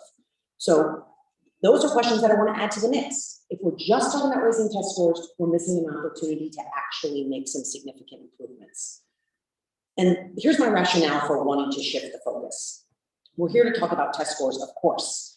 But we as educators, and there's a crew of educators here who are interested in this. They showed up on their summer vacation to come pay attention to this hearing. We are committed to ensuring our students develop literacy, numeracy, critical thinking for self-actualization. Not to do well on a test so that a good report comes through for the board of honors, but so that they can actually be members of a community that could someday come and testify at a board of alders meeting and have the confidence to do that. So we're looking beyond just the test scores that measure students' performance in one day. We as a city and a community should be interested in much more robust measures that talk about students' ability to reflect on how they're doing. As many of you speak to students, you know that they're coming to you with those concerns. We should be incorporating that into our data. We should be assessing whether students can present their work publicly, as I said, communicate their needs to people, collaborate with their peers, collaborate with adults. Reading and test scores matter, of course, but if we just zero in on those two measures, we're missing an opportunity to foster growth and to create conditions where students and teachers want to be in school, which begins to address the issue of absenteeism and the teacher shortage that I'll get to later on. So we can't just rely on test prep to improve test scores. If we think we're going to administer more tests and improve test scores, and I don't think that the members of central office believe that. I know they don't. So we can't think that we're going to improve test scores just by administering more tests or just on focusing teaching to the test. So what should our focus be? So I'm here to share 4 things that I think will help address these issues. The first is address the teacher shortage issue. It came up in the presentation. Dr. Tracy acknowledged it. Ms. Velasquez acknowledged it. This is a significant issue. I shared with Alder Saban the AFT teacher and school staff shortage task force report. He has an electronic copy, and I hope that he can forward it to the board. There are concrete recommendations, and I'll share a few from that. We need a certified teacher in every classroom. We need certified school professionals in vacant positions so students' needs are met. I just want to reference some of the conversation that was going on. When Ms. Velasquez was referencing the math data, she said large groups of students need more core instruction. That's not going to come unless we hire more teachers. Alder Smith, you highlighted that students need extra help. Extra help is not going to come unless we are able to bring in more teachers. Teachers, the job of teaching, and I wonder if your mom would speak to this, the job of teaching has grown. The list of responsibilities for classroom teachers and school professionals and paraprofessionals has grown so much in the last 20 years that it feels like every month, every year, more things are added on the to-do list. Things are not taken off. And our compensation, it's not all about salary, but we have to talk about salary. Our compensation has not kept up with our peers who have the same education that we do or in other fields. And I know it's a private sector, public sector thing, but this is part of a problem. This isn't the board's fault. This isn't central office fault, not the auditor's fault. It's a bigger state issue, Yale issue. I know I have partners here on that, but that's just the reality that if more is added to our plate, things aren't taken off our plate, and we are not compensated fairly as a result, things will fall by the wayside. And I think a lot of this has to do with the state demands on testing. And when can we as a community say to the state of Connecticut, you continue to use the carrot and the stick and say, you will only give you this grant money if you over-test our children to prove that they're not performing, when you all said it. My teachers will know if students are on track or not on track. We don't need multiple ongoing demoralizing tests from the state to tell us that. We know that. I'm not saying get rid of testing completely, that I'm a teacher. Assessment is crucial. But I think this game that has been happening since the start of No Child Left Behind, of over-testing, is not giving teachers the time and space to do the jobs that we've been hired to do. We love our students. We want to build relationships with our students. Dr. Tracy knows that. She speaks to that. And the only way we're going to be able to teach and build those relationships if we can actually do the job and not be jumping through hoops to the state so that they can dangle some money at us. And meanwhile, give more money to whiter and wealthier districts. Or those districts already have the money. They're not giving it. But we know how the state's set up. We also have to be able to support and cultivate our teachers' growth. So we want our students to grow. We have to invest in our teachers and make sure that they can grow as well. And we have to acknowledge why our teachers are leaving. So New Haven Federation of Teachers did a survey of our members. 1,084 completed the survey. This was in spring of 2022. 61% of our membership completed the survey. The top 5 challenges for our teachers. The first was pay. The second was stressful and hostile environment, unsupported administration, and workload. Their asks are related to pay and salary, related to funding our classrooms and giving us the resources that we need. I heard Dr. Tracy say that teachers should reach out if they don't have the resources, and with respect, we will reach out. I know there's been a lot of ESSER money, and I was involved in conversations, and I know colleagues were involved in conversations for how ESSER money would be spent. And a lot of times I hear from teachers that those conversations happened, but then the ESSER money didn't follow in the way that we thought it was going to. So I'm interested in how ESSER money can be spent and how it can really make sure that it's meeting needs of students in the classroom. We also are asking for a healthier school culture, and we're asking for more responsive administrators. Why are our teachers staying? Because they're committed to urban education. Yes, it can be more challenging, but teachers have chosen to work with students who they want to make an impact on their lives. We stay for our students and our families. We stay for our colleagues. And we stay because we're committed to serving the New Haven community. However, of the over 1,000 members who took this survey, 22% said they were planning to seek a teaching position in another district. And I think I don't know exactly how the numbers are playing out with human resources and the hires and resignations now, but I worry that we are on track for that loss. So we have to acknowledge those reasons and we have to address it.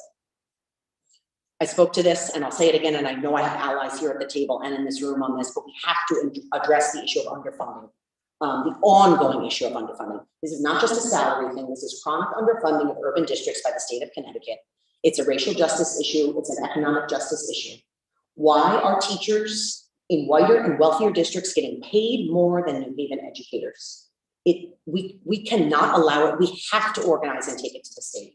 New Haven Federation of Teachers is ready to do it, and we are excited to partner with this body, with administrators, with paraprofessionals, to really call on the state. You know, if Ned Lamont's going to get reelected, then Ned Lamont in your legislature, you need to bring more back to New Haven. It continues to disturb me as I watch teachers leave and they use that as their reason. In addition, we have to make sure that we have our resources that school communities need to thrive under the underfunding issue. And of course, as much as we can call on the state of Connecticut that has a budget surplus, we can call on Yale specifically to do more for school funding. School funding. You know, I recognize they do a lot of pro bono projects, school funding. We also have to acknowledge that there are problematic working conditions in some of our schools, and we need a real plan to address them. We have to build trust, and we have to create communities where people are going to work together. You know, I think, Alder Crespo, you spoke to teachers feeling intimidated at times, and teachers not feeling like they can always participate and add things to the conversation. God forbid they speak at a board med meeting. And you're right, teachers do feel that way. And in some buildings, teachers are treated differently as a result of those actions. And in a community where we want to embrace democracy and the democratic process, we should be encouraging more and more teachers to show up and share what they think. Not just criticize. I'm not here just to criticize. I'm here to name issues, name how we can collaborate, and move forward. And I think so many of our teachers are eager to do that.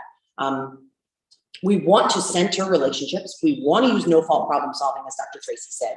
And we want to recommit to the Comer School Development Program. I think New Haven is the birthplace of the Comer School Development Program. So many people know it and refer to it, but I think we all need refresher on the Comer School Development Program. And I think it would benefit our new teachers, as Dr. Tracy said, so many new teachers are coming in. It would benefit our school communities. It would benefit parents and family members, because in the Comer process, it's not just the principal and the superintendent. It's not just the teacher and the student. It is all of the stakeholders sitting at the table together. And I think we just need a re-up on Comer, not just, we do need a re-up on Comer. And I think that would help ground us and unite us in a way that really could begin to address some of these culture and climate issues that I'm hearing about from teachers' perspective. Because that Comer process involves all stakeholders in the decision-making process. Lastly, I think we have to do something about the quality of professional development for educators in New Haven Public Schools. Oftentimes I hear from teachers that they feel like it's flavor of the month, it's competing demands, we're doing this thing one day, we're doing another thing another day. And again, we need time, as Ms. Velasquez said, we need time to collaborate. Evie said we need to keep collaboration time sacred. Guess what the first thing to go is? Collaboration time. You know why? Because we don't have enough teachers. So I got to cover for this class, and I can't collaborate with my colleagues. And I can't collaborate with my para because she's subbing for the third grade teacher because that teacher left for another district. So if we're going to keep collaboration time sacred, let's commit to doing that, because that is, along with an effective teacher in the classroom, that opportunity for teachers to collaborate is crucial to our student learning and our student success. So for me to be sitting there and hearing these gems during the central office presentation was reassuring to me. I believe that those are things that we can do, but we have to commit to it. We're not going to be able to keep collaboration time sacred unless we choose to and do something about retaining our teachers so that we can have the staff that we need to meet the needs of our students. We want more opportunities for choice and differentiation for educators. Differentiation is just a fancy word that you need something different from you. And our teachers are like our students in that they need differentiation. I just ran some reflection groups during the Culturally Relevant Pedagogy Conference that a team of teachers and Ms. Velasquez and her team put together in partnership with the Anti-Racist Teaching and Learning Collective that works throughout the state. And in those debrief groups with teachers were celebrating that conference because they had choice and the topics were relevant to their specific jobs as social workers, as bilingual educators. And they were spoken to, not as if they were the problem, not as if they were to be blamed for low test scores, but they were spoken to as partners in the work. We want to be treated as partners in the work. We are committed to it. And I believe that will make a big difference in the efficacy that teachers bring to our jobs every day. I just want to highlight a few of the pieces from the AFT Teacher Shortage Task Force, because that was the first of my 4 things that I think we can do to address the issue of test scores, address the teacher shortage crisis, address underfunding issues, address working conditions, and improve the quality of PD. But specifically around the teacher shortage issue, we have to revitalize the educator pipeline. We have to put supports in place for new teachers to thrive. Here's why we can't.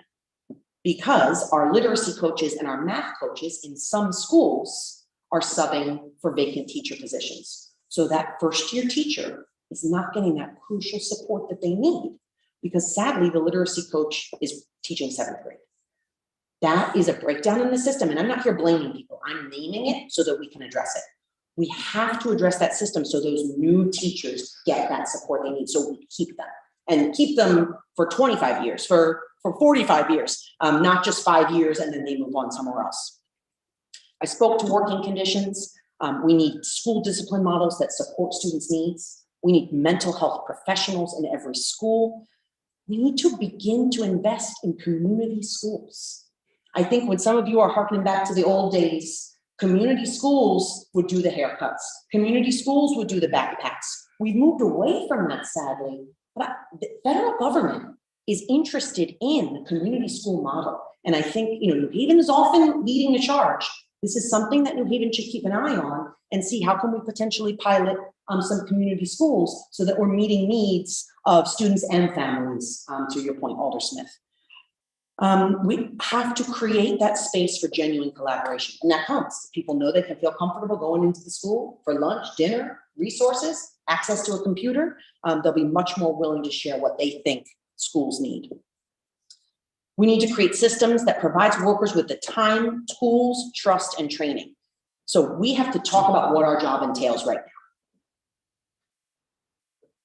I don't think many people, I'm not saying this to disrespect people who aren't teachers, I don't think many people who haven't been in a school in the last 2 years know what our classrooms look like, feel like these days. It is so very different than ever before. So we really have to continue this conversation about what are the needs, because it's complicated. Our students are letting us know that their lives have been disrupted. And if we just say, yeah, but your math scores, they will continue to let us know that their lives have been disrupted. They will be open for learning when we meet their needs first. And things are, Dr. Tracy referenced the challenges that our teachers have had and all of our educators and school professionals have had with behaviors in our school. It's real, and we would welcome the community back in if COVID protocols allow for it, because we need trusted community folks to wrap their arms around our young people who are crying out for help. We need it, and our teachers welcome partnerships with you. In addition, let's start talking about the paperwork and data entry that teachers have to do. Yes, we have to monitor our students' academic growth, but some of the paperwork and data entry is taking away from the building the relationships and focusing on our students' academic needs. So let's talk about what we absolutely have to do. What are the non-negotiables? And then maybe talk about some of the things that could come off of our plates, not adding on. I'm not trying to get people out of doing hard work. trying to really focus the work, because there is a contract. We are paid for a certain amount of hours. And granted, most of our teachers go beyond that contractual time. But at some point we have to say, yes, we have families. We have put in a couple hours after the children go. And we need collaboration to recognize some of these things can be put off to the side so we can focus on the most important thing, which is supporting our students. I spoke about pay and benefits. That is a real issue, and we will continue to advocate at the district level, with Yale in our city, and at the state level. And lastly, this is my last point. I really appreciate the opportunity to speak tonight. I'm excited to hear from Ms. Williams as well.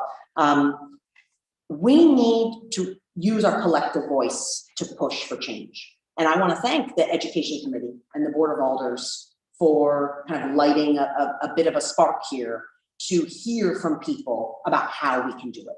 So I think a good step, it's a good step in the right direction that you invited central office folks, our school district leaders, that you invited the teachers union, the paraprofessionals union to come and share our thoughts, because this is how we use our collective voice, by engaging with our elected officials, by saying we need help, by saying we do have some answers, so call on us more, and let's continue this work. The group of teachers who are here are not going anywhere.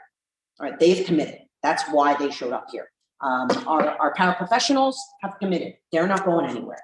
So please recognize that and know that we are committed to this work. Thank you. Thank you. We'll hear from Ms. Williams, and then if anybody on the board, on the committee has any questions, we'll also Do I just walk into this or do I? yes, hold it close to your Okay. back, and if you say your name and address. Good evening. My name is Typhus Williams. I'm the president of the Paraprofessional Union, the Board of Education in New Haven. I live at 84 Stanley Street in New Haven, Connecticut. And I'm a family service worker for the Board of Education as well. And I work at the Dr. Main School, the Head Start program.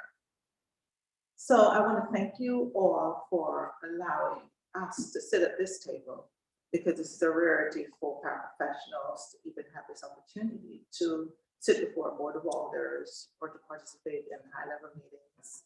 So it's highly appreciated, and I know members are going to be very excited about this, that we were able to bring our thoughts to the table for the board of alders. So I want to just talk about a few things. My main focus tonight is to, I really appreciate Dr. Tracy and the district making their presentation tonight and recognizing the issue that we have within our district. And Leslie so eloquently put everything out there that affects both teachers and paraprofessionals who work in the trenches together. So whatever she had just addressed, it affects the paraprofessionals as well. Although a lot of times people don't seem to realize that we're there. And just even talking about the exodus of teachers leaving the district, our paraprofessionals, we have stayed here and worked here tirelessly for years. There are people, there are paraprofessionals who have been serving for 54 years and still working in our district. So we are committed. We are working alongside the teachers, and we want to be recognized as well. We want to be a participant in the decision-making process. We do have things to bring to the table. We see, we hear, and we teach. We do just not certify. But when a paraprofessional in a classroom has a good teacher, that paraprofessional is just as good as their teacher. And when they have a teacher that's new and just coming in and they have the experience, they're the ones helping those teachers to get on board and to understand our students, especially if the culture, if there's a big cultural differences, and most of our paraprofessionals are the culture of New Haven.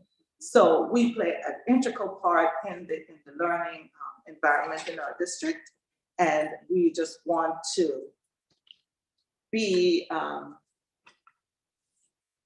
what's the word I'm looking for, is to be a part of it in a broader sense, and be recognized and be fished out and be utilized in the best way it can.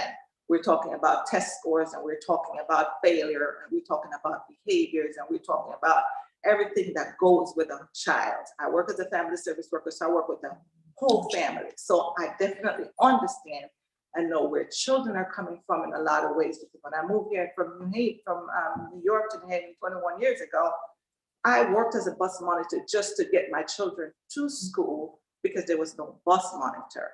And I get to learn a lot that I didn't, because I was coming from working in New York, making good money and not understanding how people who don't have it, operate. So that triggered me to do the job I do today. And I enjoy doing what I do to help parents to see something different, that you're the voice for your children and you can do this and you can do that. And if you don't do this and you don't do that, how it happens. So I think that is a very crucial part that's missing out of the whole mix here, is the parent engagement and involvement piece.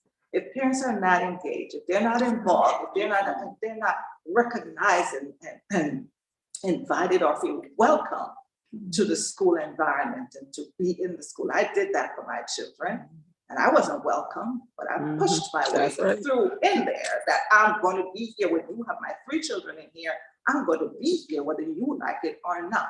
That's what I did. A lot of parents don't have that voice. So I tried to be the voice for the voiceless families when I was having my children in school, and I tell everybody, this is what you need to do, da, da, da, da, da. And I started out my way with that, and students were happy when I walk in that classroom. My children were on point already. I was concerned about the ones who were struggling and to help them to get to where they are. That is what we need. It doesn't have to be every parent, but some parents, community leaders, community, like yourselves, be in those classrooms, those children who are struggling, who don't understand what the teacher is saying, or don't understand what the teacher is teaching because they're not relating, they're not comprehending each other. And they need to be carried, they need to be talked to the way they want to talk. They want to speak this kind of way. What y'all doing? You must be able to say what you all doing. Let's say, what are you all doing? Let's, talk with them, relate to them. They need those type of people. The paraprofessionals fit in those senses, but we need more people. We need the exact parents to come in there. We're not going to say every parent must come in, because not every parent can come in, but we want to have parent liaison in the room, in the schools, that will fish out those parents that can benefit the students, help them, mold them, bring them in. We need to address that part. That's a big part, I think, that needs more help. One of the other things I wanted to talk about too is also teamwork. When you don't have that relationship, administrators, teachers, and parents, when everybody are not on the same page and everybody is not in sync with each other, that throws the whole school off. So like Leslie was talking about that collaboration piece. That collaboration piece not just need to happen with the teacher and the teacher to teacher and the teacher to the administrator. It's everybody in the building. Even to as Dr. Tracy rightly said, even the custodian was able to help teach. That is the type of environment you want to see. Dr. Tracy knows it. She's come from it. She knows it. She has built it. She has done it. And it can be done in every school. But we have to have administrators and staff who are willing to put that collaboration in and let it work for all students. So we need to team up on that. And, we still can't not talk about pay. You get what you pay for.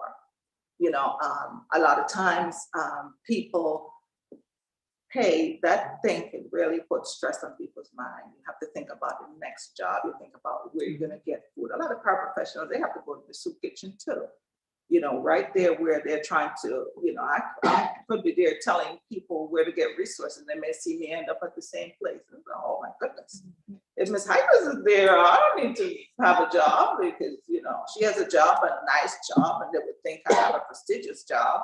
And if I'm there looking for food like them, they will figure it doesn't make sense for me to even try to get that job she was telling me to get, So those things, they play a part in life. When I was a police officer, they said, we pay you this because we don't want you to live in certain neighborhoods. We want you to be able to step a little above that neighborhood and step a little above that so you get this type of salary.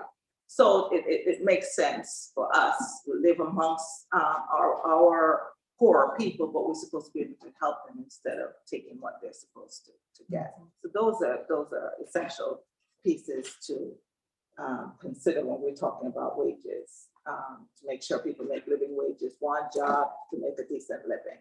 We should all have that. So it's important. It's a mental health thing too. So I'm not going to take much of your time because most people have addressed most of what I was going to talk about.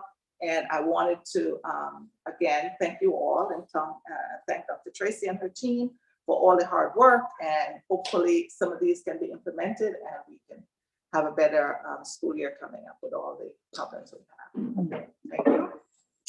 Thank you, Ms. Williams. So, do any folks in the committee have any questions?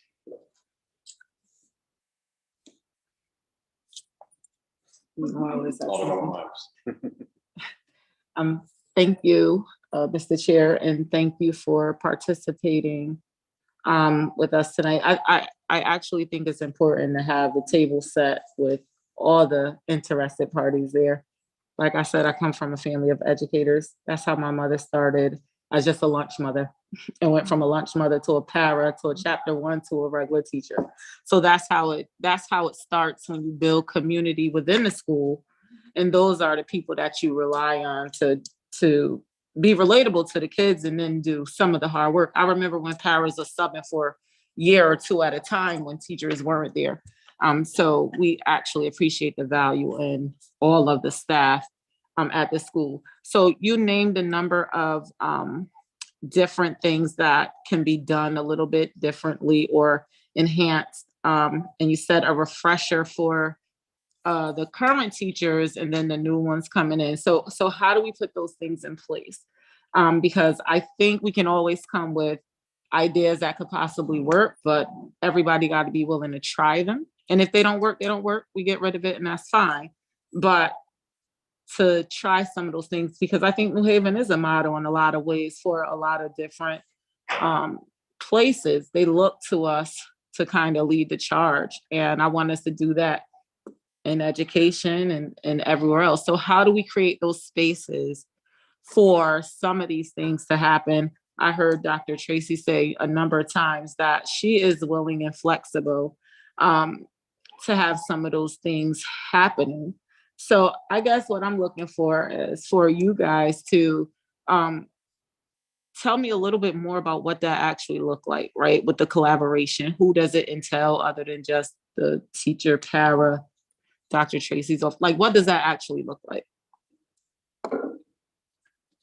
So I think it's an important question. I think the first piece is making sure that every school has an active and engaged student planning and management team, SPMT, which is the fundamental principle of the Commerce School Development Program. Mm-hmm. This isn't news to folks in this room, but I think an active and engaged SPMT means not just a principal with a couple of folks kind of checking a box. It's school leaders, it's teachers, it's paraprofessionals, parents, community members, students, if they're the right age.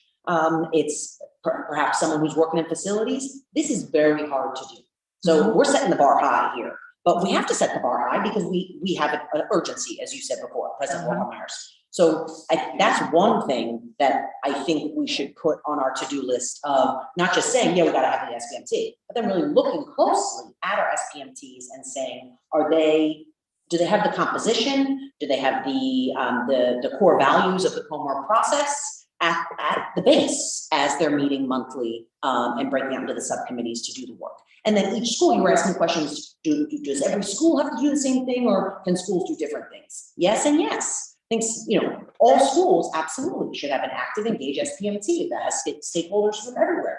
And each school will then determine its own needs based on the data of that school and decide what subcommittees are most relevant for those schools. And then, but make sure that teachers are surveyed, that paraprofessionals are surveyed to say, what do we think about this subcommittee? Is this needed?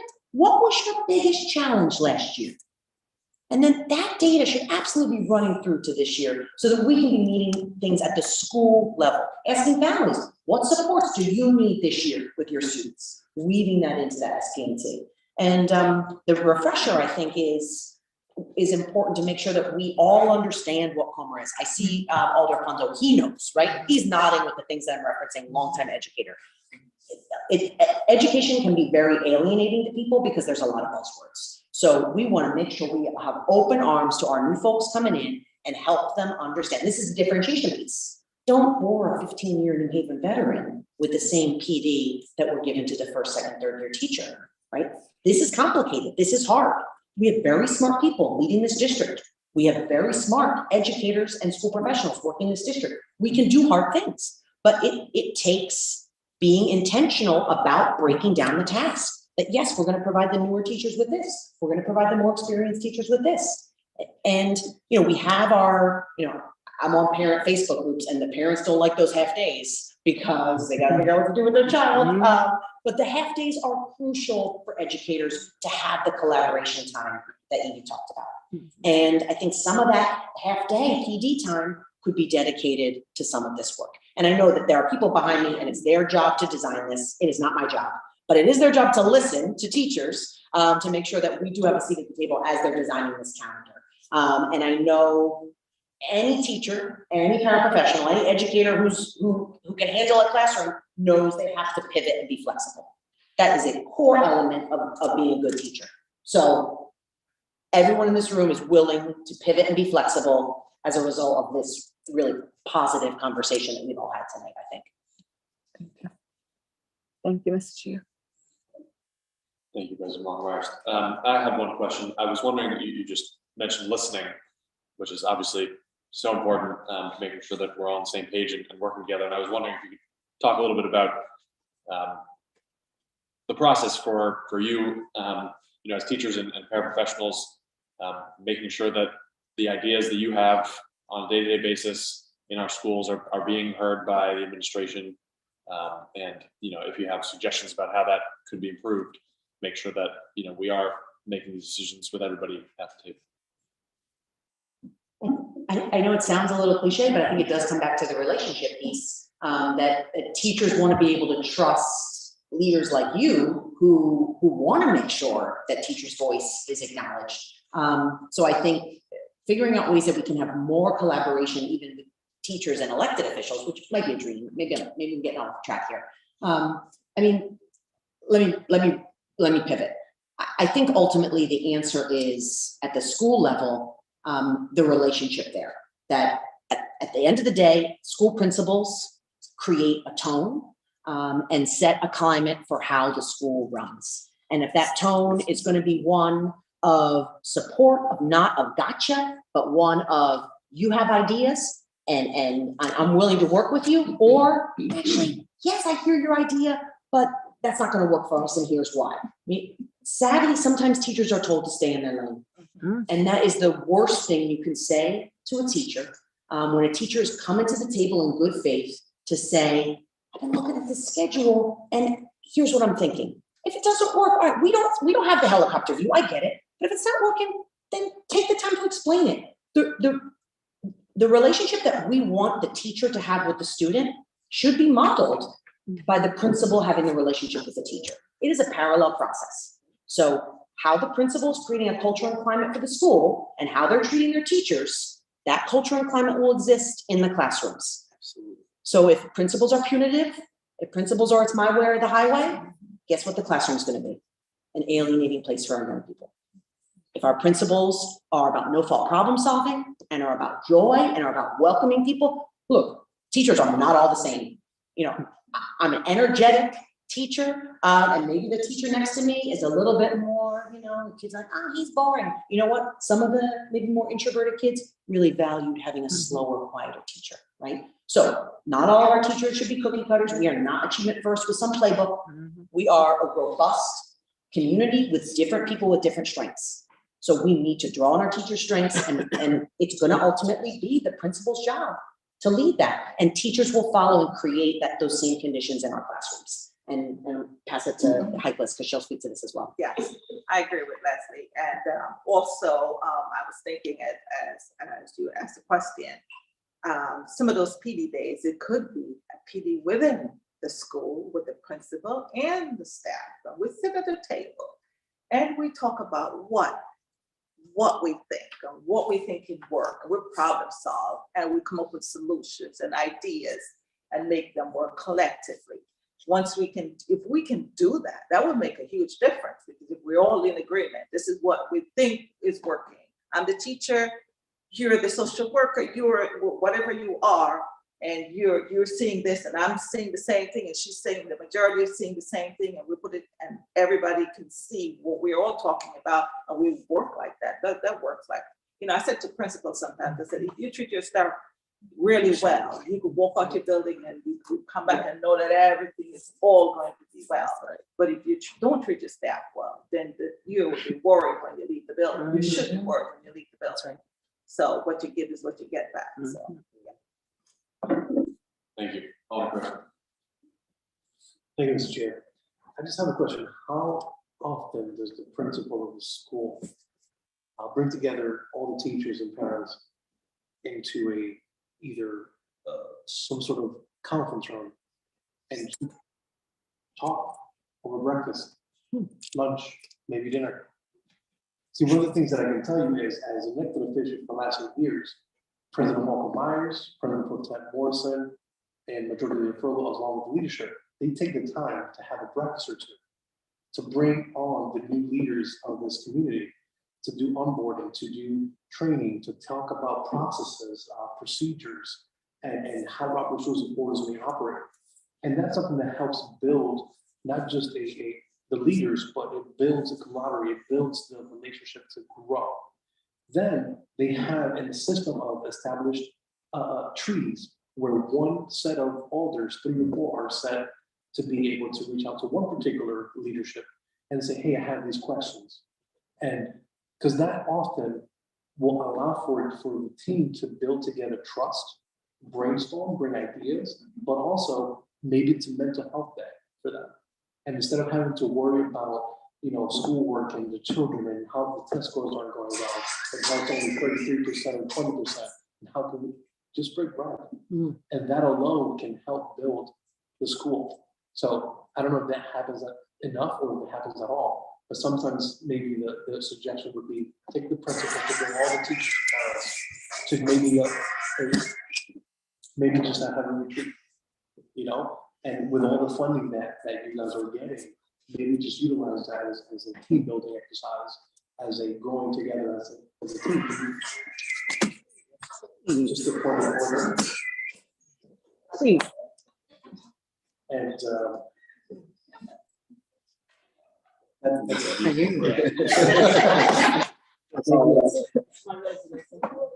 I think it is happening in some schools, absolutely. I think about when I worked some years ago at Metropolitan Business Academy, we would, and trust me, principals would love some additional funding to feed their staff because the breaking of bread is pivotal in building community. No arguments there.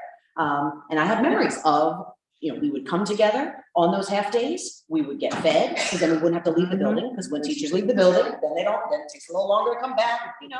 So we would get fed, we would eat, then we would do a full group meeting. Maybe it would be the Comer School Development Program would train us. Maybe folks from Post-Traumatic Stress Center would train us, but we would have an engaging PD where we'd be up and moving, modeling for us what we should be doing for our students, right? And then we would break out, as you said, into the committees. And this is very school specific. And the beauty of New Haven is that each school does get to really kind of do its own thing. But at the school where I worked, we had clear content teams. We had clear grade level teams. Our content teams knew what we were doing. Our principal didn't have to be there. She would meet with us before the meeting and make sure we knew where we were headed. She didn't have to be there. We knew our text. Our goal was to get every student to write a well-crafted thesis-based research paper. And we did it.